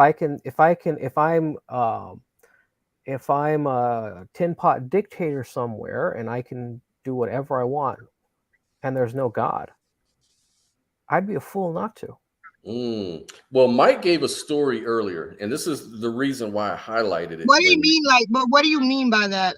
I would be a fool not to. I don't get it. Well, this is. I'm not. Let me say this real quick before he responds. Mike gave a story. He said that he wanted to do the right thing, so he didn't do X, Y, and Z. And I asked Mike why, but why did you want to do that instead of X, Y, and Z? And he said, because of some consequence. And I said, but how did you come up with this idea of the consequence at such a young age? And he told me he observed his parents go through certain situations that he wanted to avoid. And that's how he knew it. And then that's how he formed his idea of what he wanted to not do. I have one better than that, though. Not to say that that's not a good reason. If I may, I would say that. Let Sophia, because she wanted to respond to you anyways, but go ahead. What I would say is the reason we know is because we innately know these things, again, based on the laws of nature. And the law of nature in this case is that you have a conscience, okay? And so your conscience acts as a judge. So your conscience, imagine it's that camera in the background that's always watching your subconscious. And so when you're doing certain things and it goes against your own conscience, your conscience will judge you. And then what's the consequence? Guilt. So guilt is the consequence. And that's why is that pantheistic view wrong in your opinion, Alejandro? Why would that be? Well, I'm going to reply to, I was a little distracted, forgive me. Now, Sophia, when you said conscience, okay, you are pointing at human nature. You're pointing to the idea that humans are innately wired to do good, and that lends itself to design, okay? Now, that also applies to what Mike said. Mike was talking about, well, I saw things, and I saw how they didn't work, and that's the first thing I said to you. The first thing I said to you is we've learned what works, and and Christianity and Zoroastrianism and others have codified them. Now, the question that comes next is, why do we see that some things work and some things don't? Now, again, getting specific to Sophia, yes, absolutely. People who lie think everyone's lying to them. People who cheat think everyone's cheating. People who steal think everyone steals. People are tortured by their own sins. Okay, and that's absolutely true. And again, why should we suspect that? Why is that the case? Why is it that we exist in a world where the laws of morality are just as fixed as the laws of physics and mathematics? And it's just a process of us discovering them. Now, again, go ahead. I agree. Yeah. And I wouldn't even care to worry about that. I would just say that we both agree that we do have this conscience. And we do. Right. I'm the kind of person I wouldn't even ask the why, because obviously I can't come up with that answer. Like, I don't know why. No, I just know that I don't know. Way. Right. Some unknown natural thing, in my opinion, is probably what, in my own opinion, in my subjective opinion, some unknown natural thing did it, or God may have done it. I don't know. But it doesn't matter. The fact is, we all agree that we have a conscience. But go ahead, Mike. But something from our upbringing, okay? Because keep in mind, we're at the precipice of future technology, right? And you and I, we all exist based on the experiences of everyone that came before us, whether it be through training, whether it be through learning, whether it be through genetics or whatever, right? So all those things have culminated to where we're at today, okay? And where we move on in the future is going to depend greatly on how we train those that come after us. Okay. And so what Sophia was talking about as far as like conscience, and those are all, in my opinion, learned behaviors, right? For the better. Okay. And so when someone like, and I'll use myself as an example, I had, grown up overall, in a good household where there was rules and there was, restrictions and guidelines and, the things that, don't do this, don't do that. If, and as a child growing up, well, don't do this because a big scary guy in the sky is going to hurt you. Right. Or, perish in a lake of fire for millions of years. Right. Because the concept of, retribution is the wrong word, but the concept of vengeance, doing the wrong thing, justice, okay, will ultimately influence kind of how we do things. So I grew up never wanting to deliberately hurt anybody's feelings, okay, because that's what I was taught. But I also had, like, even at a very, very young age, as early as 5 years old, well, I didn't hurt you. Why are you hurting me, right? And so those are things that I consider I was kind of born with, but I also have a very long-standing theory about how our DNA, in some manner, we only know like what our DNA stores based on hair color, skin color, eye color, yada, yada, yada, right?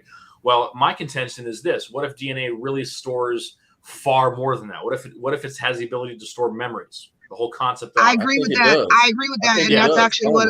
No, that's actually mystical. That's mystical in nature, and I actually agree with that. And it's called karma, because your body is an accumulation of information, and it's also called epigenetics. So the two. Yeah, it's not just that your nose looks like maybe your great grandfather's nose. It's more than that. Memory. Behaviors can also. I realized that when I was 14 years old. Now, if I can reply to Mike's point, you may not necessarily, you may be experiencing a form of Dunning-Kruger, and I encountered this with a lot of atheists. Well, not a lot of atheists. A minority of atheists suffer from a form of Dunning-Kruger, where they are innately moral human beings, and they just assume everyone else is just as moral. They assume, well, I don't really need anyone telling me right from wrong. And they just assume everyone is just as innately moral as they are. And what you said in your story is a very good case in point. And we encountered this in Desert Storm in Iraq. And we still have this going on in Europe, where people say, well, if I'm really, really nice to Muslims, they'll be nice to me. And it's not working out.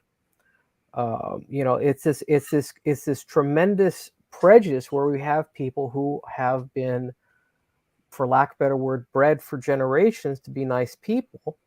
And they can't get it in their heads that there are other people in the world, the majority of the rest of the world, that doesn't think the same way. My adopted grandfather, he wasn't really my grandfather, but he's an older man I really like spending time with, was a Korean War vet. And he was the one that explained it to me the first and most clearly. He said middle-class kids made the worst soldiers because they couldn't get it in their head that someone wanted to kill them. And you see that all over Europe. You see that all over the left. They can't get it into the world that not everyone is nice. And then you have the whole kind of disassociation where these people are doing not nice things, but they're claiming to do nice things. Like, hey, I've had that same problem. I'm a nice guy. I've suffered probably the majority of my life under that Dunning-Kruger effect you're talking about, where I agree with that as well. And we used to call it in Germany, we call it, walking through the world with rose-colored glasses. And that's exactly what that means. Well, it's just a form of cognitive dissonance is what it really boils down to. Because, but the thing is that those perceptions are shaped by our individual experiences, right? Where, like what Alejandro was saying, is that when you look at a middle-class soldier, okay, that couldn't figure out, why is this person that I've never known, I've never interacted, why are they trying to hurt me, right? Well, because they're defending their perceptions, their realities, right? And we all have individual perceptions. This is what I was talking about earlier on at the beginning of the stream, is that, we're all a culmination of our experiences from the moment we started having memories to today. Everything that we do and say and experience and the choices that we make are all influenced in some degree by those experiences, right? And so when you look at the other, like the choices that people can make and the options that they have, they're all going to be shaped by that. And I think Alejandro's right with the whole Dunning-Kruger thing. But I think that's also kind of going a little bit deeper, is that we are a result of what we experience, but also what we choose to prioritize, not prioritize. Like, when I had my 3 sons, okay, I grew up in a very strict household. So I didn't like the outcome. And I chose to raise, my wife and I chose to raise our children in a different manner that was more conducive to them, experience life without as much of an iron fist. I mean, we were relatively strict, but nowhere near as strict as my parents were to me, and nowhere stricter even more as my grandparents were to my parents. And that goes back to Sophia's point, because she was saying, like, because women who may choose, women who may choose, like I was going to say, like Alejandro had said, well, we also have to understand that women choose bad boys or vice versa. And that kind of puts the responsibility back on you. But then again, it's just like you said, Alejandro, there's this Dunning-Kruger effect that's real prevalent in the world, where people basically make their decisions based on their experiences. So maybe all they knew was a bad father. I mean, I'm not a psychologist. I'm probably very wrong about all of this stuff. That makes perfect sense, Scott, because that makes perfect sense. I just want to add to that, because I was born and raised in Germany, and in Germany, you barely ever see teenage pregnancies. You don't see men running out on their kids. And, it's a different culture, different values, completely different. And so when I came from Germany to America, I just assumed that's how people are here, and I found out the hard way.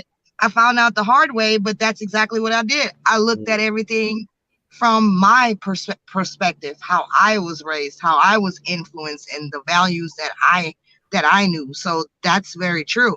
But I want to say this, as a mystic, I learned that, the things that you were taught or that you inherited because of your DNA, like if your dad was a drunk, most likely you're going to be a drunk, or if your mom was mentally ill, most likely you're going to be mentally ill, and all of that, the information that your DNA stores and things like that. I just don't believe that you're automatically going to be a product of that. There is a way to supersede that. Oh yeah. It goes back to choosing. If you know that. But how do you do that though? How do you do that though? You have to be. This is what mystics will say: is you have to be conscious of every thought, and that is what meditation is. So that means whatever you do and whatever you think, you have to be conscious of it, and then you have to analyze it and ask yourself, why did I think that? Or why did I feel this way in this moment? So you're basically, I guess it's called introspection and an internal monologue, and there's a lot of people that don't have one. Yeah, exactly. Right, and that's true. And those are the people we call sociopaths, right? Am I mistaken? No, that's not a psychopath. One of the things I discovered online, which amazed me, is I realized that being able to think in terms of principles and concepts is not an automatic. You have a lot of people, especially in the present day, who can only think in what's called concrete operational terms. They can only think in terms of physical, material things, and they really just don't have the mental architecture to think in terms of principles. Things like first, last, all, none, greatest, least. These are all nonsense terms. I mean, that's where you get the classic, well, what's greater than greatest? I'm like, no, there's greatest means that there's nothing greater than it. But just understanding that concept is not a given. And just going back to what Sophia said, right?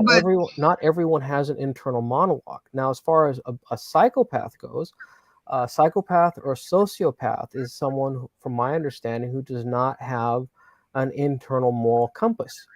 Doesn't. And the classic test, there was a very classic test where they asked someone, okay, so I'm going to spoil it for you, but here it is.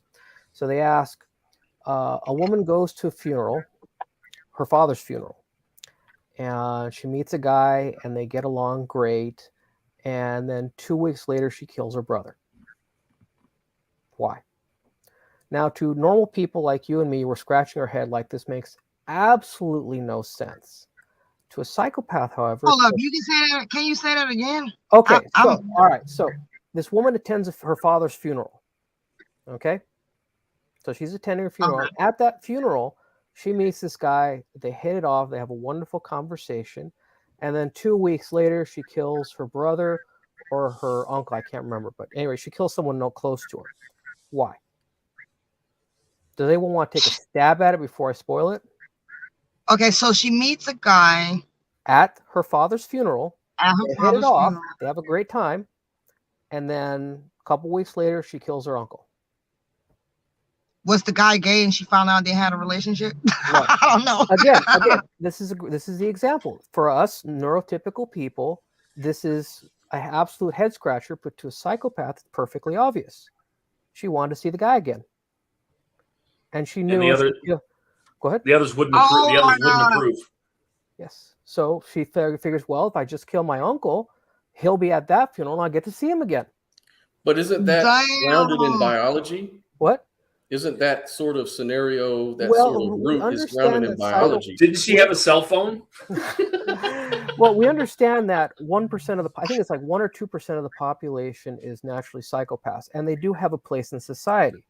Psychopaths can. I think it's more. I think it's more than that because there's even levels to sociopathy, and I think it's really more than that. Yeah. I could agree based on my anecdotal experience, but the point remains that some people have an easier time. Now, for example, you all know that I spent time as a funeral director, and there are a lot of guys that couldn't handle that job. So I have a degree where it nevertheless frees me to be a little bit more rational because I'm not so ground up in tied down by emotions, But again, it's a matter of degrees. I can understand a little bit, and the thing is, people who don't have that trait, if Would make terrible morticians. yeah, they make terrible morticians. I mean, they tore up, but Guilty. like say for example, being a trauma surgeon. Okay, I mean, just cutting someone open. Most people are like, no, I couldn't do that. I couldn't just cut someone open. But to a psychopath, that's like, hey, cool, okay, we'll just do that. Same How thing. does that work?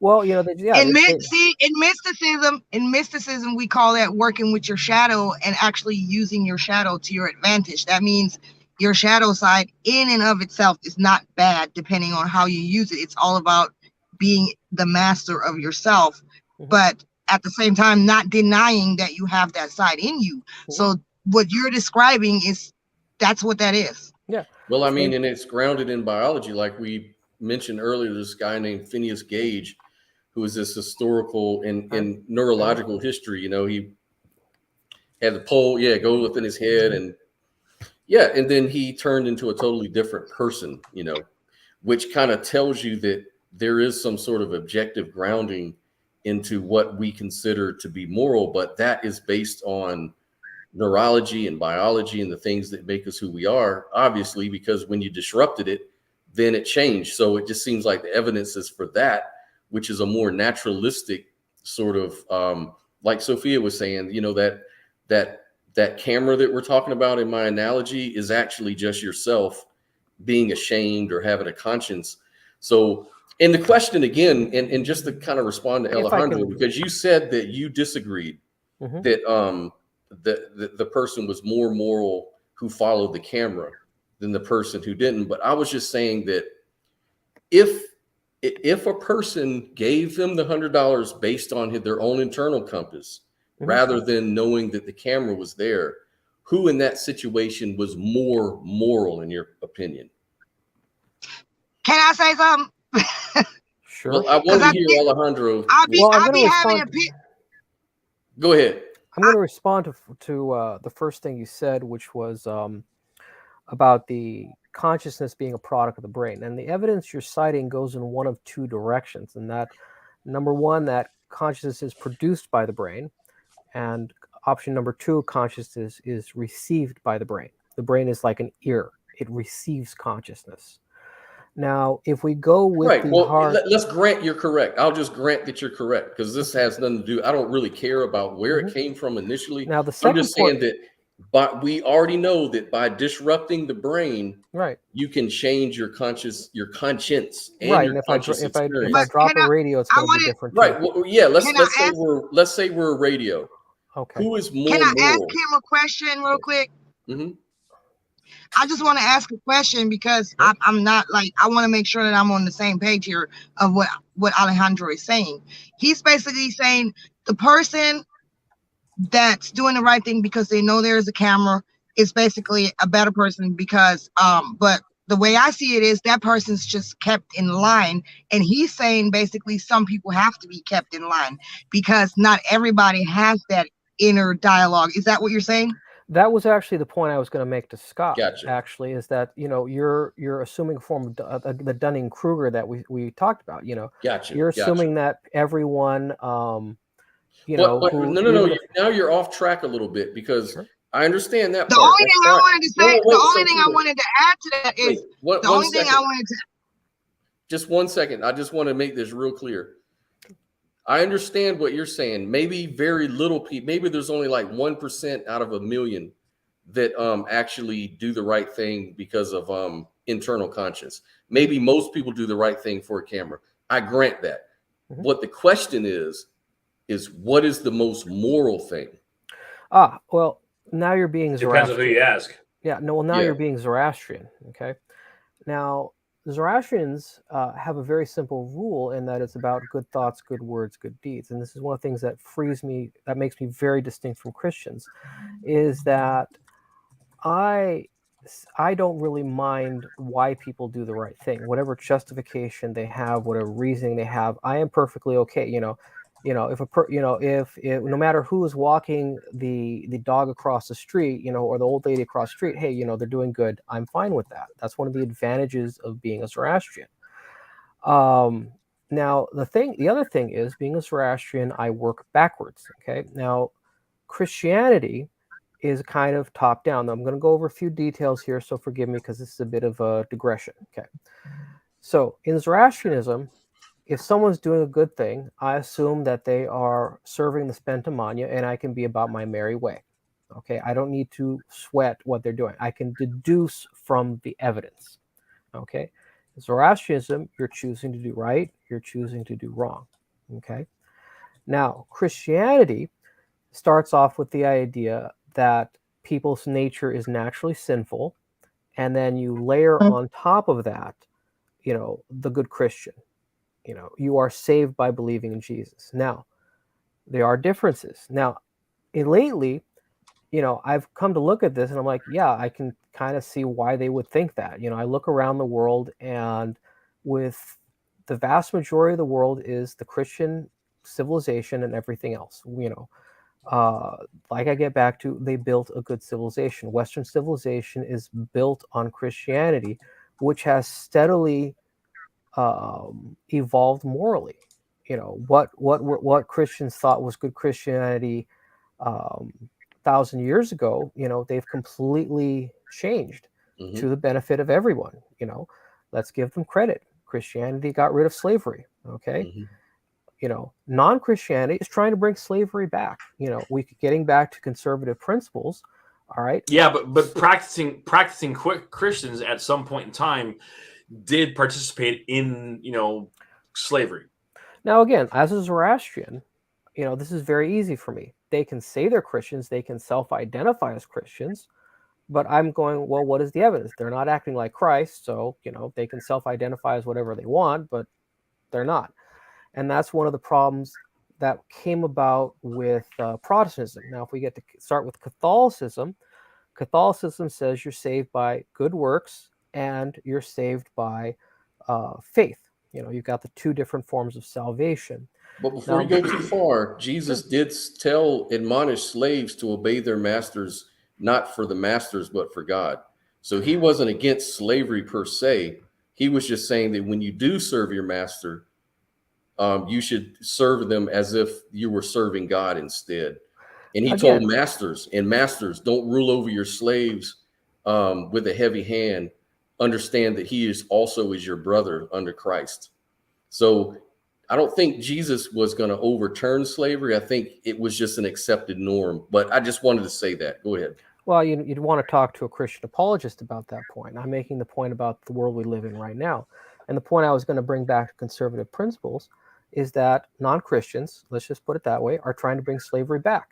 You are now, I cannot, and for the life of me, I cannot remember which culture it was that had something like, 1/2 slaves and 1/10 slaves, or 1/7 slaves, where you were a slave 1 day of the week, or you were a slave 2 days of the week, or you were a slave half the week. And that's what we have right now, where you and I and everyone in America is forced to, we're about 1/3 slaves, last I checked, where 1/3 of our work is taken in the form of taxes and given to someone else.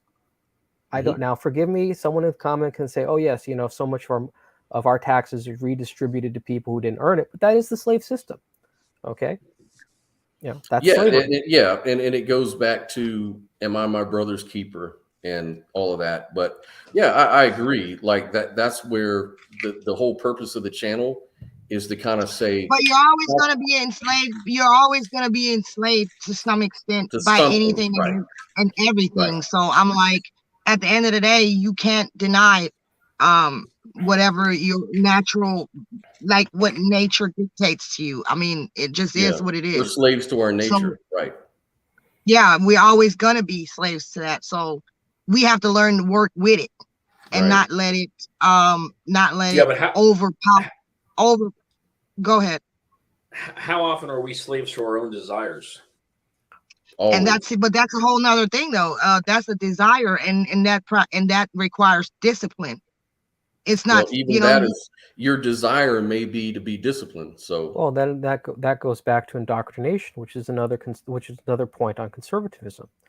All right, now, as much as we might like to pretend that morality is a buffet, there are certain things that follow if you believe in God, and there are certain things that follow if you do not. And the things that follow if you do not believe in God are the same as if you believe God is evil. And that's, of course, why the left and Muslims get along. They have the same ideas. But if there is Muslims believe in God, don't they? They believe in Allah. And again, as a Zoroastrian, it's very easy for me to say, well, these guys behave as if God is evil. So they don't really believe in God. They believe, and there also are Christians. There are also Christians who behave like God is evil. Again, right, but much like there's different sects of Christianity, there's going to be variations on the Muslim faith and how they interpret Scripture. Well, that is a long conversation. Forgive me, I'm going to give you the Cliff Notes version. Okay. First of all, the Quran is not written like the Bible or any other religious scripture. Okay, the Quran is written very specifically. It is orders. You've got Jesus teaching in parables. Okay, you've got Zoroastrian, which gives guidelines. Okay, Islam is a good Muslim does X, a good Muslim does Y. Okay, not only that, but they are specific, and we see this historically when Muslims are less than 2% of the population. They tend to be very models, and this is, of course, follows when Muhammad himself was in Medina, was in Mecca, and he was small fries. And he didn't want to upset the order and didn't want his people to be killed. So he was all about, be a good neighbor, and, be so kind. Basically, what you're saying is Muslims are good when they actually go against the Quran and the holy writings. That's to a degree, yes. There's more to it. Okay. So in the Quran, in Muslim tradition, if you're a minority, then you've got to, not rock the boat and not make things rough on other Muslims, But as Muslims increase as a part of the population, and I'll see if I can send you the link after the show, which documents it. As they increase as a percentage of the population, they become more the Muslims of Medina, okay, which is also in the Quran. Because when Muhammad fled Mecca to Medina, which is the equivalent of going from Hollywood to Riverside, that's when you have the Islam, which says, convert, kill, conquer, take, steal, enslave. Well, this goes back to our moral principles again. What's more valued? Is it going to be for how well we follow orders or how well we follow our inner compass? Because some people could say that when you're following your inner compass, you're actually following imperfection and you're following something that's broken, because everybody's imperfect and everybody's subjective ideas are a buffet, and there's no no objective grounding for it except this your opinion. Well, I Well, However, that now, you have to however, align on your the flip side, you have to align your inner compass with the immutable laws of nature. And then if it's all in alignment, it's not gonna lead you, you know, right, in the but wrong see, direction. but see, then the believers will say that no, you're worshiping the creation and not the creator. So you're trying to But align yourself. I'm not worshiping the creation. I'm just respecting creation. Right, Okay. right, And right. I'm part of creation, and I know I function a certain way. You can't buy a machine, you can't buy a TV and operate it the way you want to. You have to operate it Well, according to the manual. And right. if you don't operate it that way, you will destroy it. So I agree everything, with you. I see everything as a big machine. Okay. The Well, whole entire of course, universe. I'm a pantheist, so I agree with you. But I guess what my point is that the Christians will say, well, no, because we've inherited a fallen world. So this world is fallen. So when you start aligning yourself with a fallen nature, like all of nature, earthquakes, tornadoes, That just sounds stupid to diseases, me. I can't get into that because you saying that a God that you believe in that is good also created a fallen world. I ain't trying but to that hear was that. our That don't free make sense. will That doesn't make sense. That doesn't we make chose sense. it, but we If manifested that's the case, then God is singular consciousness, that some type of trauma happened to it. It fractured into all that is, and then God in itself is fallen. Well, God, right, because Now, God's hands are tied. I He can gave answer us that free question as a will. Zoroastrian. Yeah, at least in the Christian narrative. I'm talking about the Judeo-Christian narrative, which this country is mainly based on. And just playing devil's advocate here, they'll tell you. Is anybody here actually a Christian out of all of us? I'm familiar with Christianity. Yeah, I used to But, be. Of but course. are we actually Christians? Not me. Well, the way I look at it like this, and I can describe myself as a Christian in the guise of, well, I guess it's probably the wrong word, but in the element of how I see Christ's teachings. And it goes back to what I kind of mentioned earlier, where I can take all of the examples and all of the parables and all of the things that Christ taught. I can boil everything off into two words, and that's be kind, right? Because Christ's teachings were he wanted to be, well, he was to be the example for others to follow, right? And so, But Christ wasn't always kind either. I get that. I get that. But at its core, okay, is kindness. So lead by example so that others would want to be as like him. Okay. And so if one person sets an example, okay, kindness can spread just like negativity, positivity, right? If you're in a bad mood and you start talking to all your coworkers, you're like, I'm in a bad mood, you know, and that's going to infect them, right? But when somebody comes in with a lot of like positive energy, it's going to have kind of the same effect. It's easier to kind of like, you know, proliferate a negative energy because, you know, we tend to kind of lean that way because again, it goes towards, you know, that self-defense mechanism. Like, well, okay, I got to watch out for stuff, right? And so I look at it from the lens of all of Christ's teaching are handy, but how they apply to me personally, I just got to be nice to. I'd have to be kind to people, be good. Yeah, and right? as a pantheist, and whoever notices, notices. Whoever doesn't, that's on them. That's not on me, right? I don't do good things for the sake of others to notice and go, "Oh, Mike's a good guy." No, I just do them as best I can because I know that's how I want my life to be. And if anybody notices, great. If nobody notices, okay, that's fine. That's on them. Right? And that kind of shows you that there's a commonality with humankind that is based in like this golden rule that exists within Hinduism, Christianity, Judaism, Zoroastrianism. So many different religions share this common sort of moral code. They may differ in certain areas in like the names of their gods and stuff like that. But as a pantheist, like I believe there's truth in all these different religions. And, you know, and it all goes back to a natural universe, our natural universe, because we're all part of it. We all emerge from it. And so we all have this common moral code kind of built in us. So it's kind of like a little bit subjective, a little bit objective into the nature. But that's just my opinion in my philosophy. There's nuance.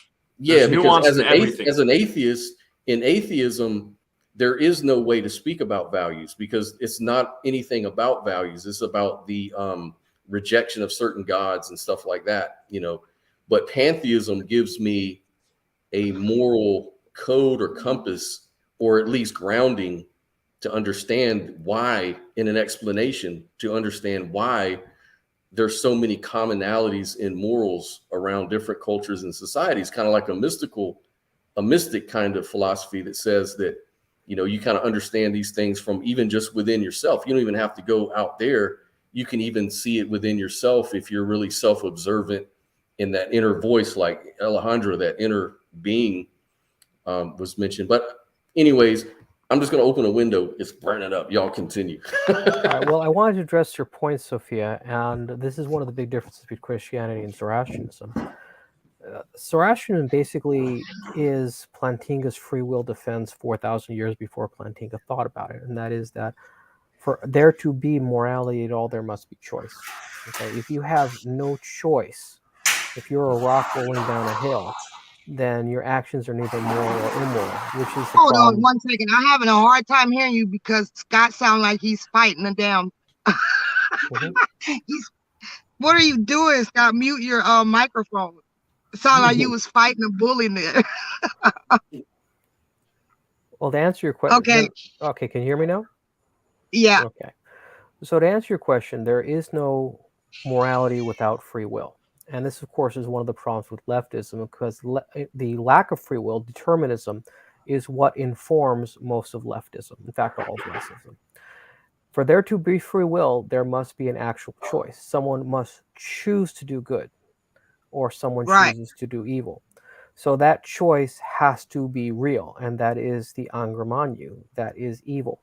So when someone chooses to do good, they are choosing to serve, embody, to be a part of the Spentamanyu. They are choosing to be rational. They are choosing to tell the truth. They are choosing to keep their promises, etc., etc. They are embodying the good. Now, of course, for that to mean anything, they had to have the choice. And that choice is the Angramanyu. People can choose to be evil. They can choose to lie, cheat, steal, and they can choose to suffer accordingly, you know. And that's one of the things that makes missionary work so important, is that, you know, we are called to say, no, that's not going to work out. And that's, of course, one of the other big differences I have with Christianity, is that there's nothing tempting about sin. I think actually one of the worst ideas in Christianity is this notion that sin is tempting. It's like, no, it's not. There's nothing about sin that works out well. There is nothing. If it's, how do we know it's sinful? Because it sucks. Okay. Right. I agree with you. But I think that religions such as even yours and Christianity, they miss something really important. And in mysticism, we dig into that, and it's called the subconscious. It's even, I mean, even in psychology, a lot of times we subconsciously, our subconscious mind creates our reality because of memory. You may remember being abused by such and such, and you may suppress that memory and not remember it, but it's still there, operating in the background. And this suppressed memory is creating your reality. So it's not that you desire evil. It's just that you're triggered without even realizing that you're being triggered, and you continuously recreate your trauma because you still have not understood it. You still have not awakened to it. You still have not realized your trauma. So to just say to people, well, sin is bad and you shouldn't be a sinner, we should help people understand, why do they do these things? What's making them do that? You know what I'm saying? And I feel like missionaries don't address that. Missionaries don't address that. You know, most religions don't address that. That's because everybody believes in free will. See, that's the problem. See, it is free will. It is free. I understand, but let me just get this out real quick. When you believe in ultimate free will, you lose compassion for people.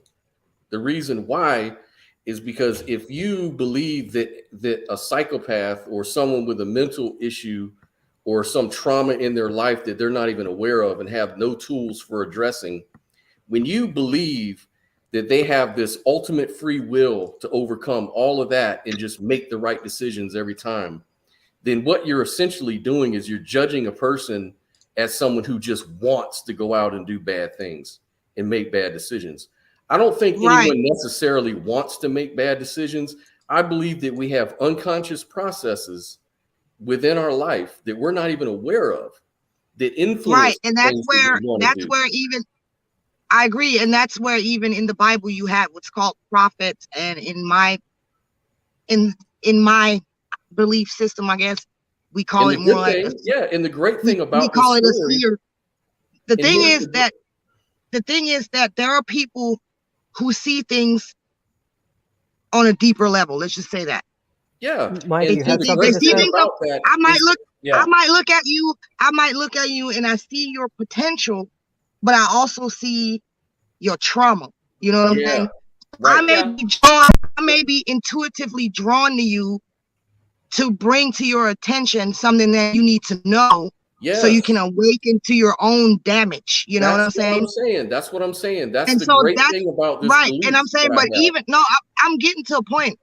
So I'm agreeing with you, but I'm trying to explain something about Christian, what in my opinion makes them hypocrites. You know, because even in their own Bible, God sends prophets out to warn people. And that's what we do. We warn people. We see this in you, and we're intuitively guided to tell you, hey, you're stuck and you're doing this because of this, this, and that, and try to bring it to your attention. And the reason we are told to do this in the Bible, you know, as if I were a Christian, is because God says to you, well, I chose you to be a prophet, and I chose you to say this to my people, because if you don't do this and you don't warn them, then there's going to be blood on your hands too. So it's not that I'm my brother's keeper, but if I can see something that you can't see, it's my job to let you know about it. And then from there, if you make a different decision, that's blood is on your hands. And that's what we believe as mystics. Well, hang on. And I'll push back just a little bit on that. And I'll get back to the point I was going to make earlier that Alejandro was asking me, and I appreciate that. When you present somebody with factual information and you offer it to them, hey, this is the right way to do things, and maybe here's why, and they listen. And then at that point, they then have the choice to do the right thing, whatever that thing may be. You can look at it through the lens of a father and his son. Okay. The father does everything that he possibly can to teach their son or daughter, you know, the right way to do things, the right things to do.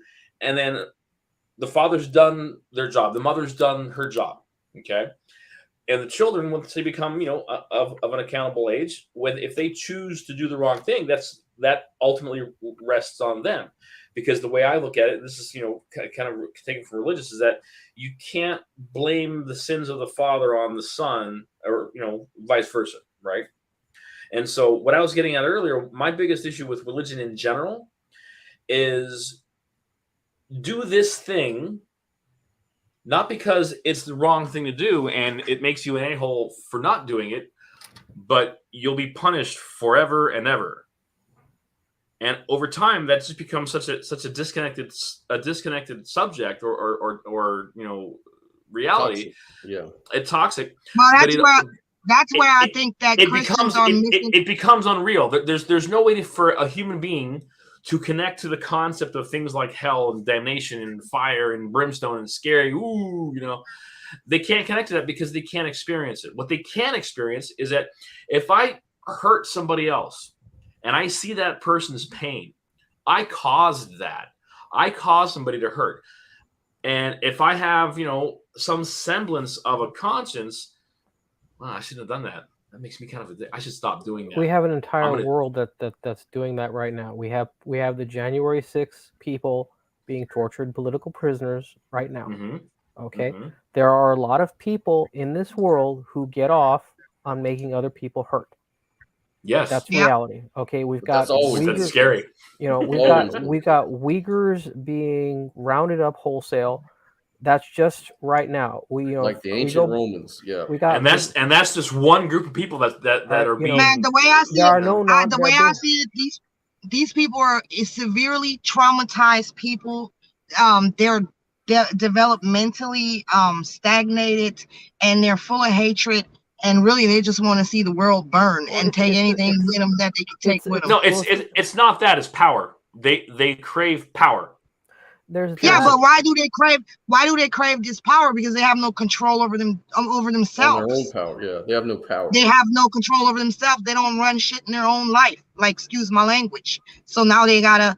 It's just like the jailer who starts to abuse his power and starts, molesting inmates and shit like that, or abusing inmates. It's the same thing. They want power because they have no power over themselves, over their own faculties.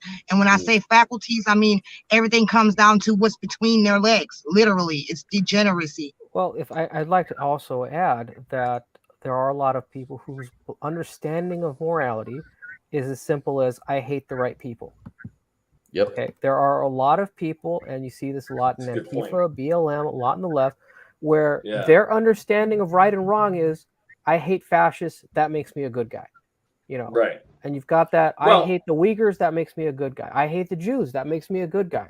You've got that everywhere, and that is a level of development, which gets back to the Dunning-Kruger that I talked about earlier. We talk about I've read them, and I read them online, and I'm like, what's going on in their head? And it's that simple. That's and all any they know. student of history will know that's very common throughout history. Like, within ancient cultures, it's about who you align with to hate. Like it's like the common enemy binds everybody together for their culture and their society. And this becomes a moral code, like we have to set ourselves apart from these people, and these people.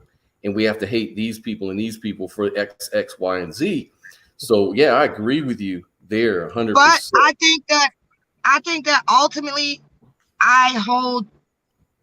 ultimately everybody is responsible for themselves, right? But as a whole, I think our government is extremely corrupt, and I blame the government because everything that's being put out by the media, all these shows they put on, on YouTube, and all these hearings and all this stuff that's just a bunch of theater at this point. It's all geared towards people's desires and emotions, like what emotionally triggers them. And because if you can direct people by their emotions, you can control them more easily. Yeah. Okay, but what I'm saying is our government is extremely corrupt, and even though I'm a but let me throw this at you. I'm next. Even though I have conservative views.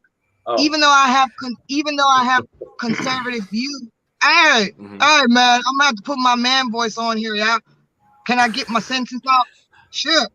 Anyway, even though I have conservative views, I would like to know, how did we get here? What did the right do to stop it? Why it seems like the right is in cahoots with the left at this point, because in some degree, yeah. But the thing is, ultimately, we are the ones that put these politicians in power. So if you want to blame anybody, look in the damn mirror. Are you sure about that? Yes. Because look at what happened the last election. Now, I wanted to make the point that there is such a thing as foundational assumptions. And so the original point I was going to make is when people say empathy. I'm like, well, empathy for who? Are you empathy for the Israelis? Are you empathy for the Palestinians? Do you have empathy for, Group A, or have empathy for Group B? It doesn't say anything. Now, to get back to your point where it says corrupt according to who? Now, we had probably one of the serious philosopher hitters, Sam Harris, who was on air, and he opened it up. Would you call him a philosopher, though? I mean, really? I actually met him in real life. I was a member of Skeptic Society. Okay, did you ask according to who, though? Yes, because now let me talk. He said very clearly, Trump is a clear and present danger to civilization itself. All bets are off. So what we understand as corruption, they understand as being morally virtuous. If we have to break all the rules to take down Trump, that's something we do. They view it like, well, I don't care if there was the bodies of dead children in Hunter Biden's basement. I still, that all bets are off at that point. Yeah, and that's the way they think. Okay, so when we talk about corruption, we really have to take it down to the foundational assumption here, and we have to look at what is intrinsic to the left, what is intrinsic to Maltheism, which is the worship of an evil god. And we have to say, okay, so what is it like to worship the Angkor Monyu? What is it to be a slave of the Angkor Monyu? Because that's exactly what they are. Okay, whatever comes out of their mouth, whatever their justification is, they're serving a dark god. Yeah. But here's my thing, okay?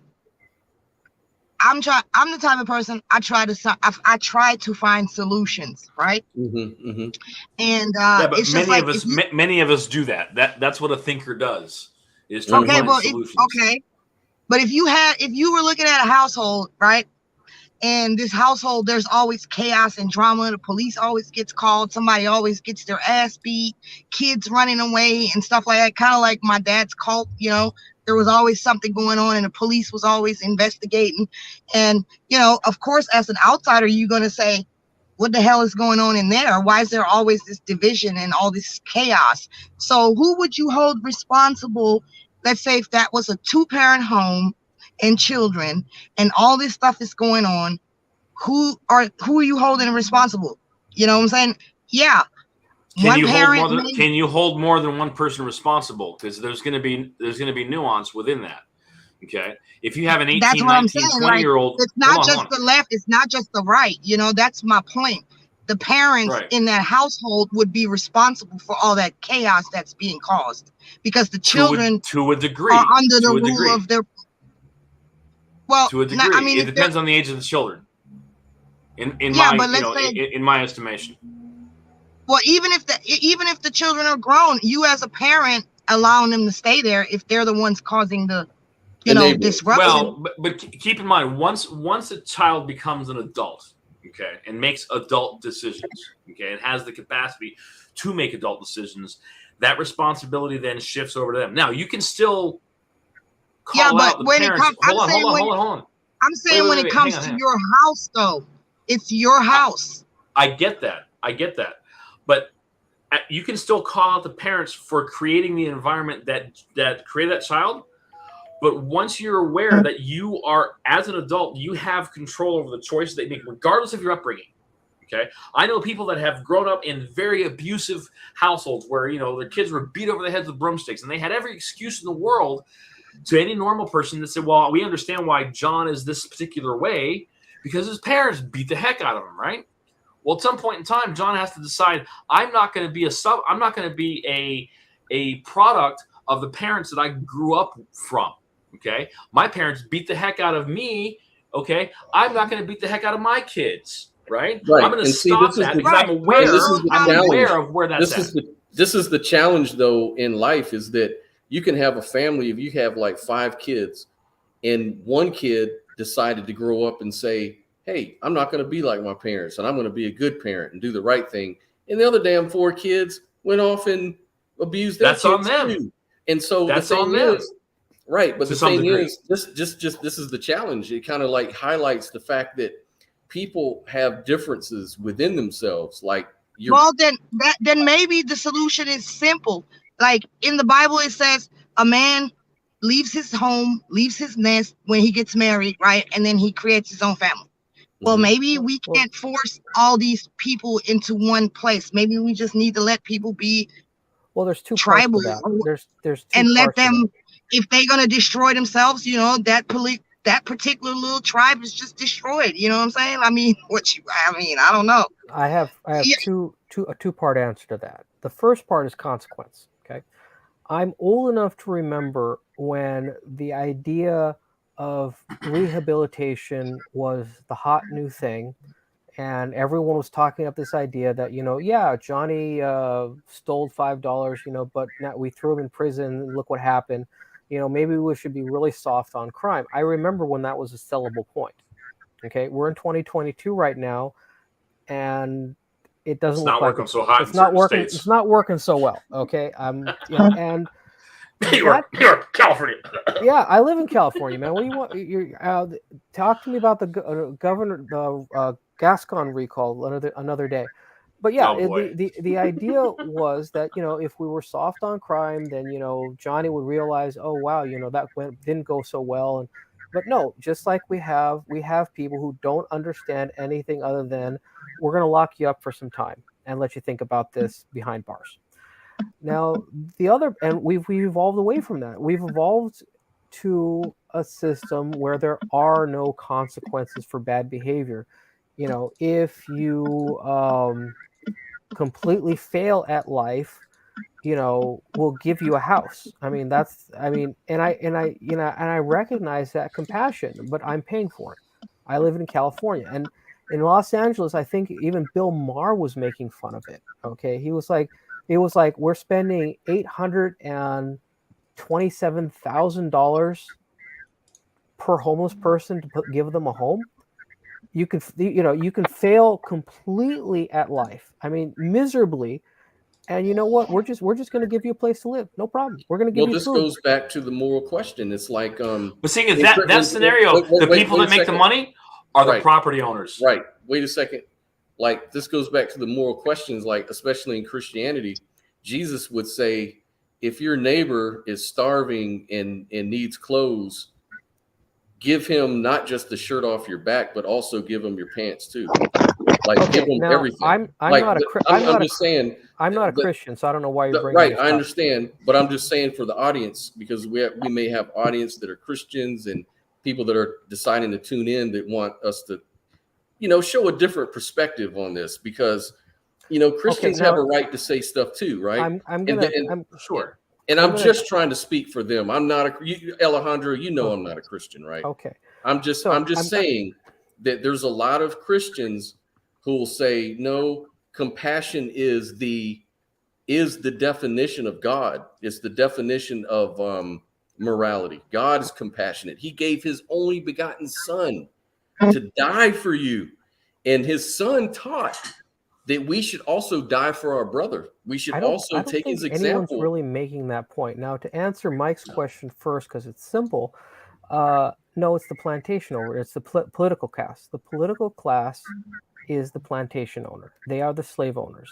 Okay, they are taking money from me as a California citizen and enriching themselves and making themselves feel better at my expense. What's more important? What's more the higher virtue? Now, to get back to what you 100% compassionate, or to be protective of your property and not be a slave. Okay, I believe justice is the foremost virtue. But here, right? So you believe in justice, and justice would say that it would be something you could equalize. I believe justice there should be one right, law. and so do I. Absolute justice. So do I. I just wanted to put that out there, because a lot of the work of Jonathan Haidt, religious people will say compassion, even leftists will say compassion is the highest virtue, and therefore that supersedes your individual rights. To me, I think that's immoral, because to take away someone's rights and freedom is immoral. You know, it should always be mutual consent. That's my belief. Well, you've raised several points. Number one, it goes back to what I said about empathy. Compassion for who? I would like some compassion. Okay, I would like some compassion for people who are working. Wouldn't we all? Yep. I would like some compassion for people who just want to go in their backyard and smoke a cigar. Yep. Okay. I would like the compassion for the guy who wants to run the restaurant and hire all his friends. Yep. Okay. Yep. You know, and not be shaken down. Oh, you didn't hire enough green people. We're going to sue you. Why do you think that society views the rich as not deserving over the poor? What do you think is that based in? Jealousy is the driving factor. Jealousy.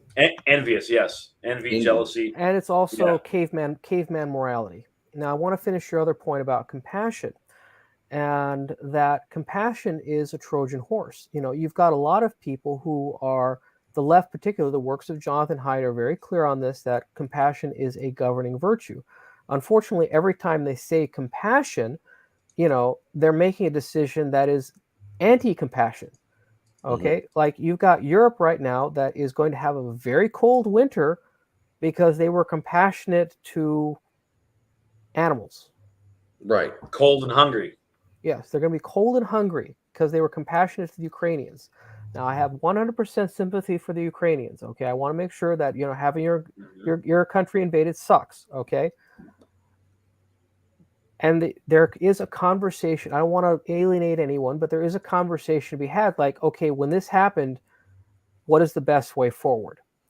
So, when people say, "Oh, compassion," okay, yeah, compassion for who? Compassion for the homeless guy. I'm paying $125,000. What about for everybody? They'll say. Okay, that's why compassion doesn't work. That's why you want justice. Okay. Now the other thing Perfect. is, Thank you. now the other part, Right, actually making sense tonight, Alejandro. Well, but hang on, I'm hang just on. kidding. The terminology of justice is from a historical standpoint, especially when you look at it from the lens of the history of socialism, communism, that ideology of justice, social justice, has been used as a weapon, as a Trojan horse. Yeah. Well, Trojan horse to say, oh, well, person A has this and you don't. That's not fair. That's injustice. Yeah, Well, that explains that, hey, you know what? Well, person A did all the work to get that thing, whatever it is. Person B maybe was not as industrious. Maybe didn't work quite as hard, right? Yeah. And so then the person comes in and goes, hey, why don't you it's not fair that he has that. So if we do this other thing, you can take what he has. And the person B goes, hey, wait a minute. I like that idea. Yeah, this goes back. You're right. That's not fair. I want justice. I got to have justice. You know what I mean? This, of course, goes back to what I said earlier. As a Zoroastrian, it's very simple. No matter what words come out of their mouth, I'm paying attention to what they do. Now, yes. And now to get to your other point, which was about justice being used as a tool, the reason, of course, is whether you believe in free will or not. That was the point I was getting to. Now, if we have free will, then it was your choice to work hard. It was your choice to take advantage. You got lucky and you took advantage of it. You know what? Or you just kept trying. I don't think free will, but I just don't think free will has anything to do with people doing the right thing. It plays a role. No. It doesn't play any role at all. This is the thing I'm trying to say. On the face of it, it seems like it does. But actuality, you are always determined by what you want. And if you want to better yourself, if you want a better life, the more and we can be causal factors too. People can come and teach you the best way to achieve that.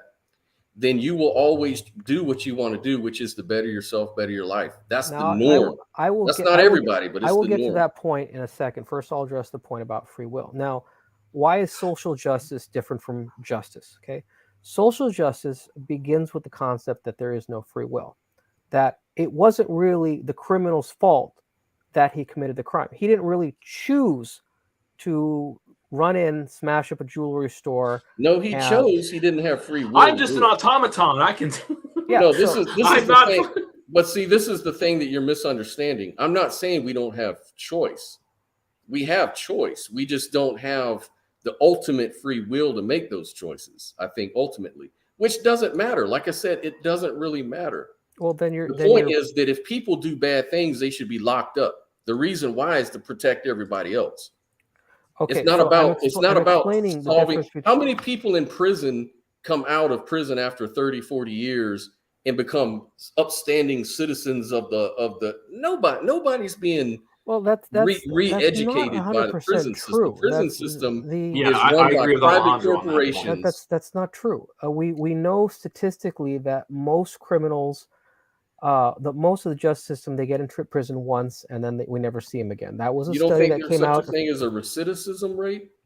If I may, that was one of the things that they had done. And the analogy was, you go and you survey a mall. Okay.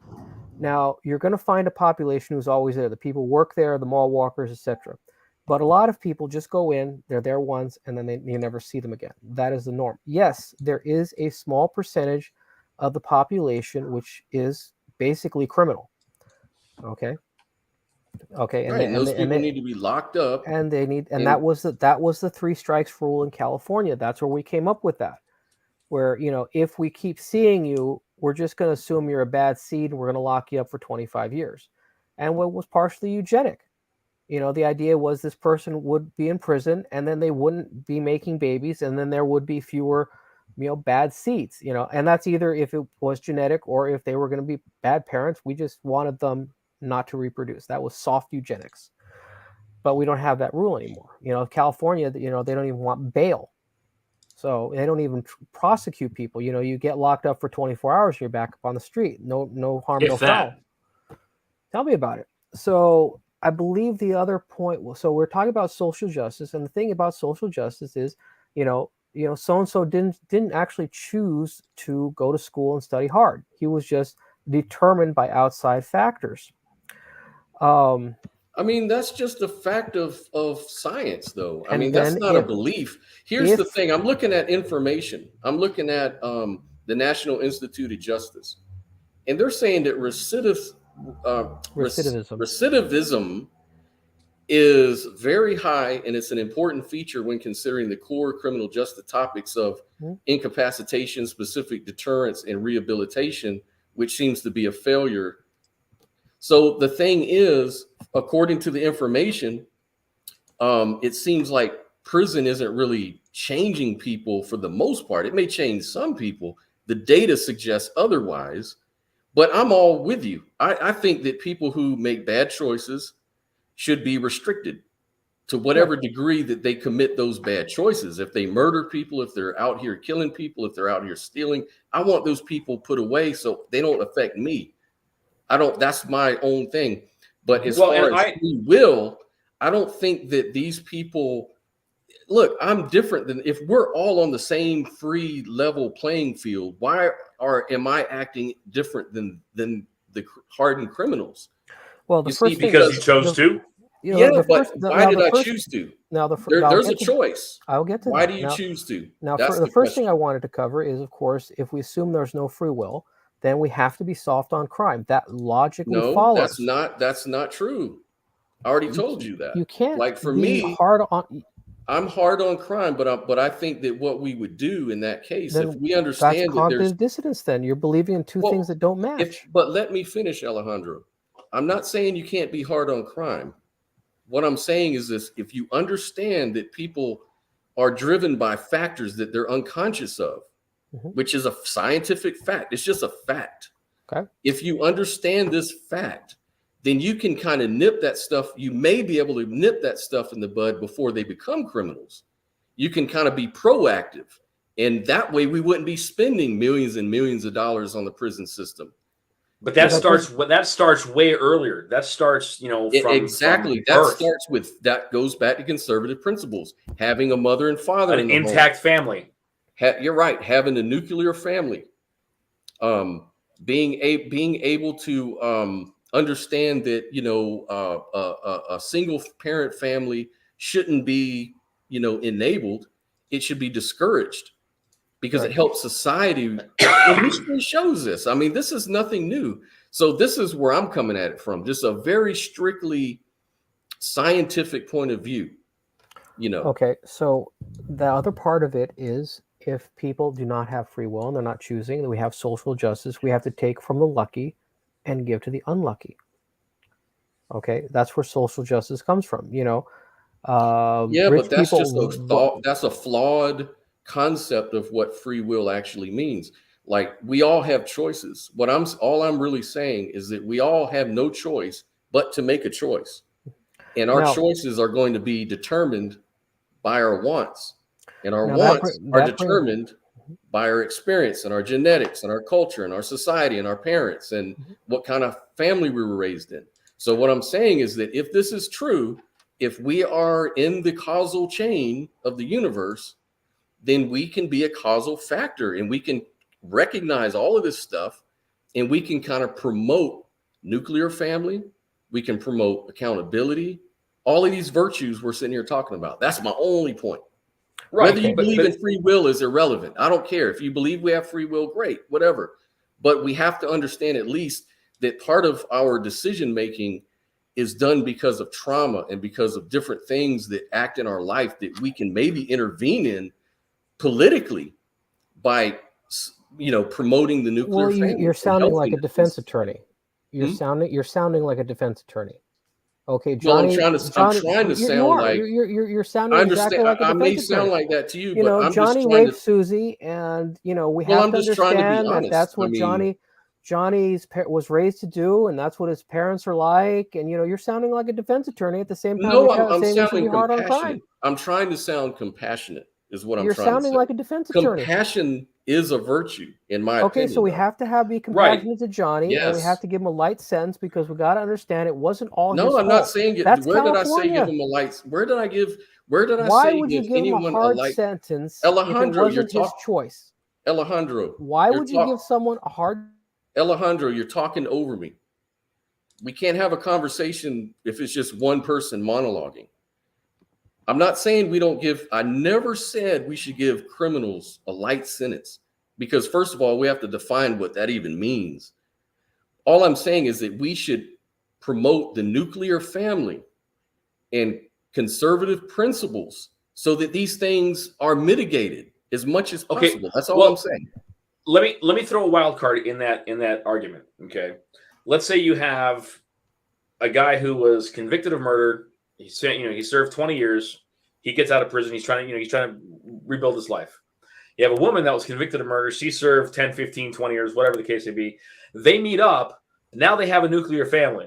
Is that a really good nuclear family? Maybe, No. maybe not. We No. don't know, right? Mhm. So there are instances where But a I'm not single talking parent about the household- fringes. I'm talking about Fair enough. I'm talking about the general idea of the Yeah. nuclear family, which is and You've been monologuing this whole time, Scott. That's why I'm talking over you. I mean, you've literally been just going over the same point, and you don't okay. let me Well, okay. respond. Well, go. I'm sorry. Okay, I'm go trying right. to Go right. respond, and you just keep talking and making the same point. Okay, go right ahead. Alejandro, go on, please. Go. Okay, first of all, you're sounding like a defense attorney. At the same time, you're saying you should be hard on crime. Those two things do not go together. Okay. Why? Now, if Why? I explained, He'll get there. He'll all get right, there. look, all right, Johnny raped Susie. Okay, well, we have to understand that he watched a lot of porn, and he just came to this decision that girls wanted to be raped, and he saw his damaged relationship with his parents, and so we can't really believe that Johnny did this because he's a bad person. He was controlled by external factors. That's California. I'm not saying that though. That's That's you're exactly what you're saying. understanding. What I'm saying You're is saying that he's determined. it's too late. If he's out there raping people, he needs to be put to death. Okay. Why? He didn't choose it. He didn't choose to He rape did anyone. choose it. No, he didn't. Alejandro, he determined. obviously chose it. He was What do determined. you mean? He had I no don't free understand will. your point. He had no free will. He didn't have ultimate free will. That's Yeah, correct. so it wasn't. But that it has wasn't his nothing to do. Why not? That What has do you mean it nothing to doesn't? do with it, He did it. Alejandro. He It has did not have nothing the to do mens with it. rea. He did not. It was not. He didn't even know what he was doing was wrong. Alejandro, do you choose to speak? When you growing up, did you choose to speak English? What? Do you Yeah, I choose to choose to dress speak- the way you do? Yes, I do. No, you can say that post hoc, but you didn't even think about it because you were born in this time, in this culture, and all of that. If you were born in China, I guarantee you'd be speaking a different language, believing a different set of beliefs, wearing different clothes. We're all determined by something to some extent. That's what I'm saying. We don't have absolute free will. I'm not saying we don't have Okay, then choices you're that arguing we should make. be I'm not soft on saying crime. that. I'm just talking We're about arguing for social justice. no. What I'm saying is that when you discount the science, when you discount the facts that everyone has reasons, then we can never address the reasons. We can never solve the problem. And If I'm at work working on a computer, and I never really say to myself, this computer's not it's not operating correctly. If I want to fix it, I need to find out the underlying causes of the problem. I don't just throw the computer away, right? You have to You've repeated understand yourself we are a dozen we are times. in the causal chain. Scott, you keep repeating yourself. You've literally said the same point But for I so don't are know, half you. hour now.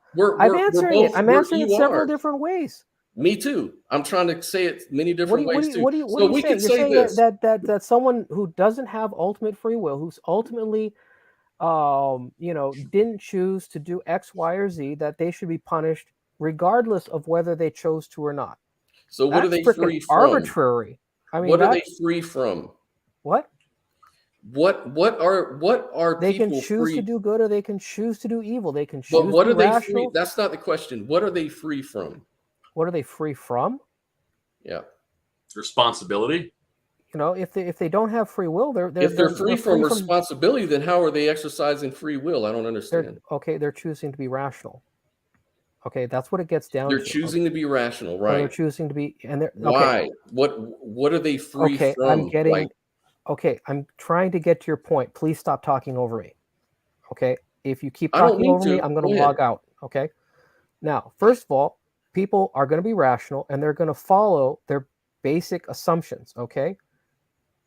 Now, these all fit together. Now, if I believe in God and I believe in free will, okay, I've got two things right now. Well, God has watched me, like you said, okay, and I can choose to do the right thing. I can choose to improve my life.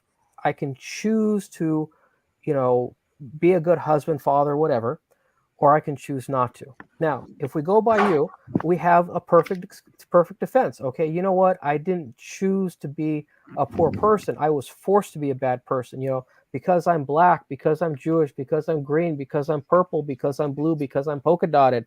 You know, I didn't choose any of that. I didn't choose to be a criminal. I didn't choose to be poor. You know, now you have social justice. Okay, now you have soft on crime. Now, again, fundamental assumptions. Okay, you know, fundamental assumption. Hold on one You know, second. is there an afterlife? Okay. Okay. Well, that's a topic for another discussion. But you know, whether or not somebody believes in there being an afterlife, that may influence their choices because you know the choices Right. you make in this life can follow you into the next, right? Right. Just like And choosing. It's like anything else. You know, do I want to have a nice house or do I want to live on the street? You know, Right. do I choose to do drugs or do I choose to stay sober? You know, do I choose Well- to be an alcoholic or do I choose not to? But there's Let's- proclivities. There's things that cause people to fall into BLM rhetoric and liberal rhetoric to begin with. And all I'm And that's- saying is we can understand that. We can understand these causes and address them.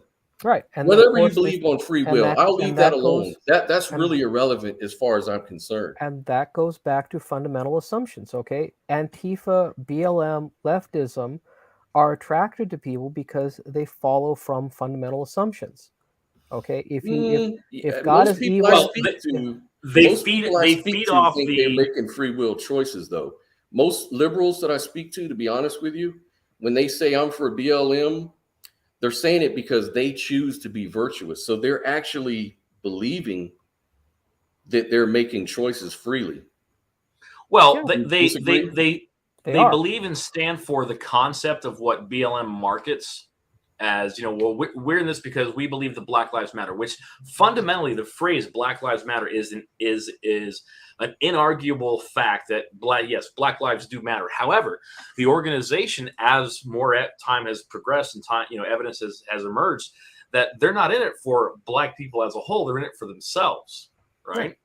And you know, they took this down off their website where that, you know, we believe in the destruction of the nuclear family, right? Well, if that's the case, and historic, you know, history has proven that an intact, you know, nuclear family, regardless of race, will succeed, positively impact and succeed, you know, families in general, regardless of whether you're black or white or, you know, whatever race that you happen to be. That's all inconsequential. Okay. Do you think it's possible that some people fall into BLM rhetoric because they had perceived bad experiences being a Black person? Like they were told that they were a victim all their life. Do you think that had something to do with being a BLM advocate?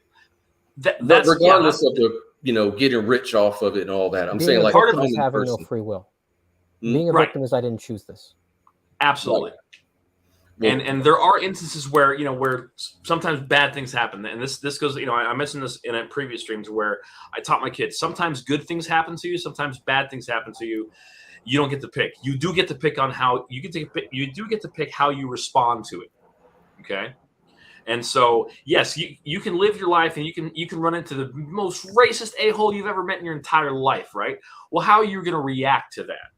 Right? You can choose to take that action, that behavior, and you can take it and go, this is what I'm going to focus on. This is what I'm going to, live my whole life on, and to fight that injustice, right? Or you can go, that person's just an a-hole. I don't have to interact with them, and I'm going to go do my thing, right? Mm-hmm. And at the core of a lot of kind of leftist ideology, in my view, is how they get people to kind of sign on is that perception of, well, somebody else has something that you should have too, because that would be fair. Right. And they got it without, working for it.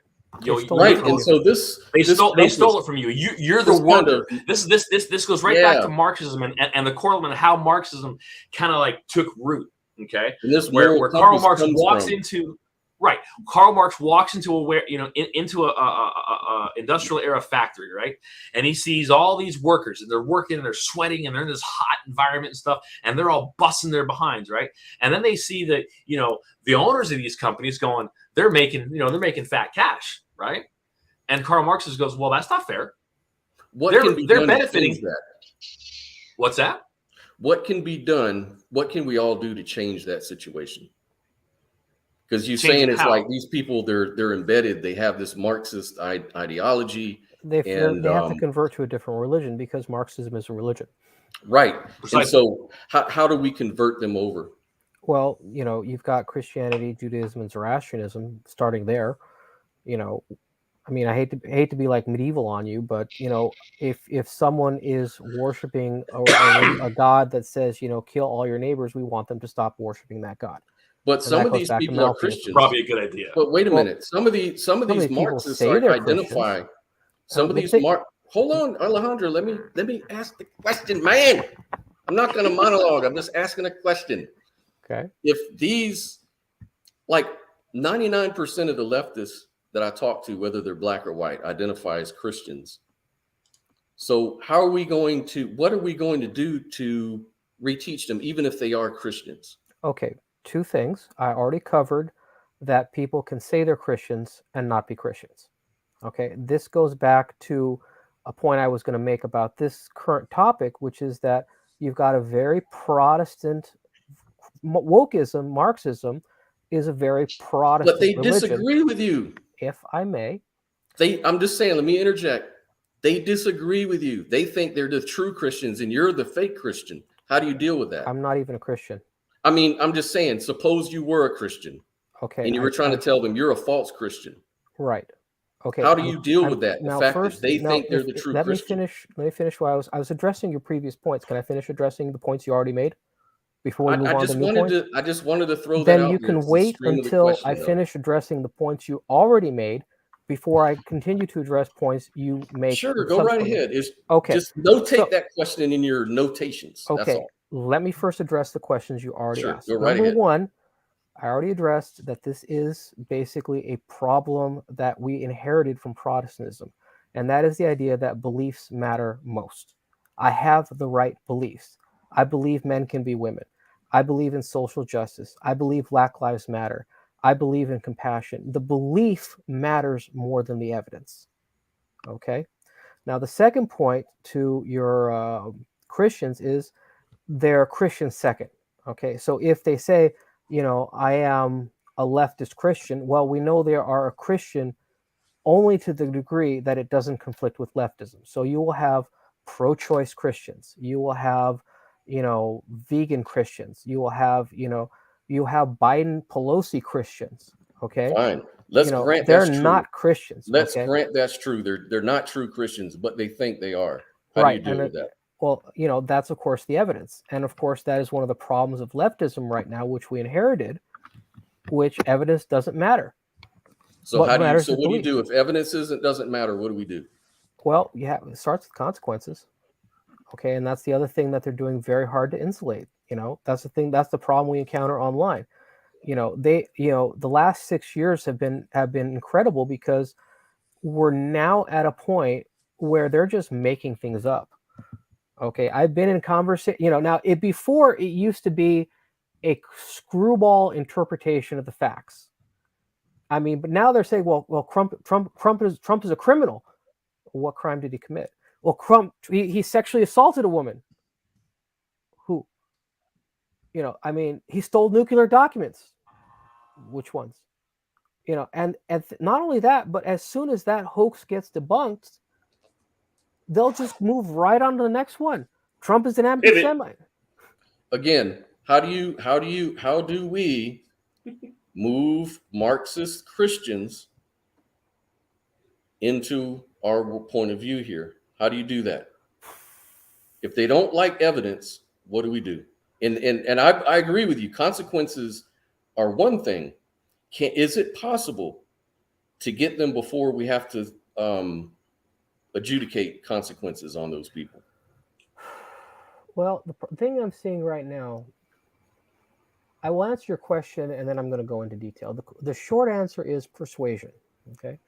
Now, persuasion is something Scott Adams talks about a lot, and I'm going to sign on to what he said because I don't have a better answer. And the better answer is to persuade them. The better answer is to answer like, if you really are compassionate, is this compassion? If you are compassionate, how about some compassion for people who actually work? How come compassion for people who are, own businesses? How about some compassion for them? The problem is that we are basically in a culture war with people who have mass appeal against people who are brainwashed from childhood. Mm-hmm. That's what this whole trans thing is. Okay, the whole idea behind. Now you're getting my point. Yeah. Now the problem with transgenderism is that it's a Trojan horse for anti-empiricism. We are 18 to 24 months old when we learn to tell the difference between boys and girls. Okay, and they are teaching children that they can't trust their eyes. They have to wait to be told what the truth is, and then they can never question it. Now, I'd like to think that winter is coming and winter is going to solve all of our problems. We are coming into food shortages. We are coming into fuel shortages. We are coming into all kinds of problems coming that are absolutely real. Here's the problem. I see a lot of the left right now as suffering under a form of Stockholm syndrome. Okay, so let me just interject real quick. Sure. So I understand all of these things. You're describing their problem and everything like that. And you're saying that persuasion is how to change them out of these Christian Marxists into our point of view. But how do we persuade them? Persuasion is a science. Persuasion is like marketing, where there are techniques that work better than others. The thing we have to keep in mind, unfortunately, is that principles don't work with them. They have to be concrete things. We have to appeal to virtues they claim to have, and unfortunately, this is another problem we were able to work with, but now not so much. Hypocrisy doesn't bother them anymore. I remember when I first started debating, the easiest way to get them was hypocrisy, and they just don't care anymore. The whole thing with Trump with documents. Obama made off with 33 million documents. And don't quote me on this, but I think that when Clinton left office, he shredded all of the Whitewater documents. I heard that somewhere. Don't quote me. Right. But they don't care.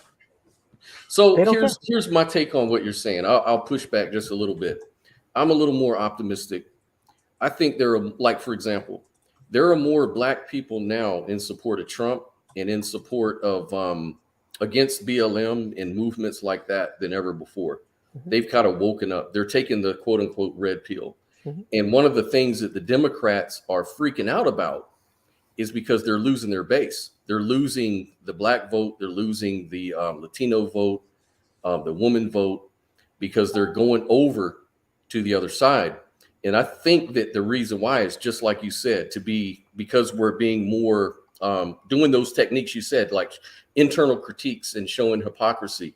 Mm-hmm. I think more people are actually responding to that than you may be aware of. And the other part to finish up is that we actually don't need to do much. The reality is that they don't reproduce at sustainable numbers. Homosexuality does not naturally make kids. Now, before everyone jumps, yes, I know they can adopt, but that's artificial. It's a classic. They don't reproduce, they recruit. and demographically, they are going to face collapse. You know, Europe is collapsing, China is collapsing, Japan is collapsing. The United States is probably going to barely make it through to the next century. You know, be simply due to birth. You think this is from homosexuality, or do you think this is from a whole lifestyle financial- choices? This is you think all this lifestyle. But I mean, and at the genetics. root of that, I mean, I guess what I'm trying to get at is, do you think it goes maybe deeper than that? Like maybe the real problem is we are losing principles that have always kept us strong as communities, rather than and homosexuality. that is definitely part of it. You know what I mean? And so what Alejandro was kind of, brought up, and he's absolutely right, is when you have a segment of society, and you can label them left, you can label them whatever, it doesn't matter, Whatever, Marxist, whatever ist or ism. When you have a segment of society that is willingly and voluntarily eliminating their lineage, okay, that ideology is going to fade away within a generation and a half. Okay, in 30 or 40 years, there will be a much larger conservative population, because those that are supportive of the abortion for any reason, right? They're not gonna have an offspring to pass their ideas on to, right? Correct. So who's gonna fill that gap? You're gonna end up with more conservatives, which that's just that kind of the nature of things. Okay. Well, here's the moral question. Here's the moral question for you, then, Mike. And this is philosophical. This is only philosophical. I'm only playing devil's advocate because I agree with you. But the devil's advocate question, philosophic, is just because you're right here, why ought somebody follow and adopt that moral stand that you're taking? Like you're saying that abortion is, there's no people to pass that information down to. There's no, homosexuality doesn't provide kids in the world. All of these things you're given as reasons for basing your values as you do. Why should someone adopt your values? That's the question. That's not for me to decide. All I can do, I can do is I can live my life the best way that I see fit. And if other people see, hey, you know what, this guy is pretty happy, he's doing pretty good, right? I kind of want to be like that guy, right? I don't look at the life of somebody else and go, gosh, I wish I was just like that guy or gal, right? That's not for me, because I didn't make the choices. Like we get to talk about it and we get to discuss it and hash it out. Yeah. So if you like what you're hearing, like, subscribe, check us out every week. We're going to have discussions like this. So awesome. What do you say, Alejandro? I have a feeling you're going to disagree a little bit on that one. On what? The question that I asked, and that he answered the way he did. He said that basically, like you had mentioned, like the gay couples, they can't make kids, number one. Right. So that would kind of be a value that you hold that would be against that sort of lifestyle or that sort of ideology that's taught. Why do you have to hold it against them, right? Because there's homosexual couples that don't want kids, and I'm like, okay, that's their choice. Now, the only thing that I would add to the conversation at this point is that it's about people who have a stake in the future. Okay. Now, Mike has kids. That means he has to think, how will my vote today impact my kid's life? You have kids, Scott, so you have to think to yourself, if I vote, this way, if I have this belief, is that going to make it better or worse for my kids? Right. Now, if someone does not have kids for whatever reason, they rationally, again, they can say, so what if this blows up society in 30 years? I'll be dead. Right. Gotcha.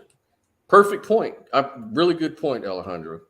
And by the way, in our previous discussions, sorry if I was talking over your monologuing, just passionate, just trying to get in there and engage with it and make this thing exciting. But really good points, man. You've been making a lot of really good points. Same with you, Mike, and Sophia too. She came on and she really had a lot to share. I really appreciate it.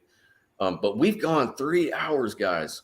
I know, it doesn't seem like that long, has it? Yeah, this has really been engaging and fun, man. I had a lot of fun with this stuff. conversation. It's been passionate and getting everybody going. That's what I like, man. I love these type of experiences. Alejandro, reach out to me through Scott so we can kind of engage and stuff and talk further, because you got some cool stuff. And this what do you call it? Zoroastrianism? How do you say that? I'm a Zoroastrian. Okay, I've heard the term before, but I've never really looked into it. And not that I'm looking for any typical. I just like to learn about all sorts of different belief structures and stuff. Well, he'll tell you all about it, man. He's very into it. And yeah, he's a very intelligent person. Clearly, I've had debates with Alejandro in the past and conversations on Cameron. He's always a great guy, always stand up, always honest and passionate for his beliefs too. And I love that. So guys, anyways, I'm going to get off here. It's been 3 hours. I respect everybody's time, but I appreciate it, man. Thanks for calling in, Alejandro. Anytime you want to join, brother. Have a good one. Take care, guys. All right. Good night, man. Bye-bye. Have a good one. Yep, you too.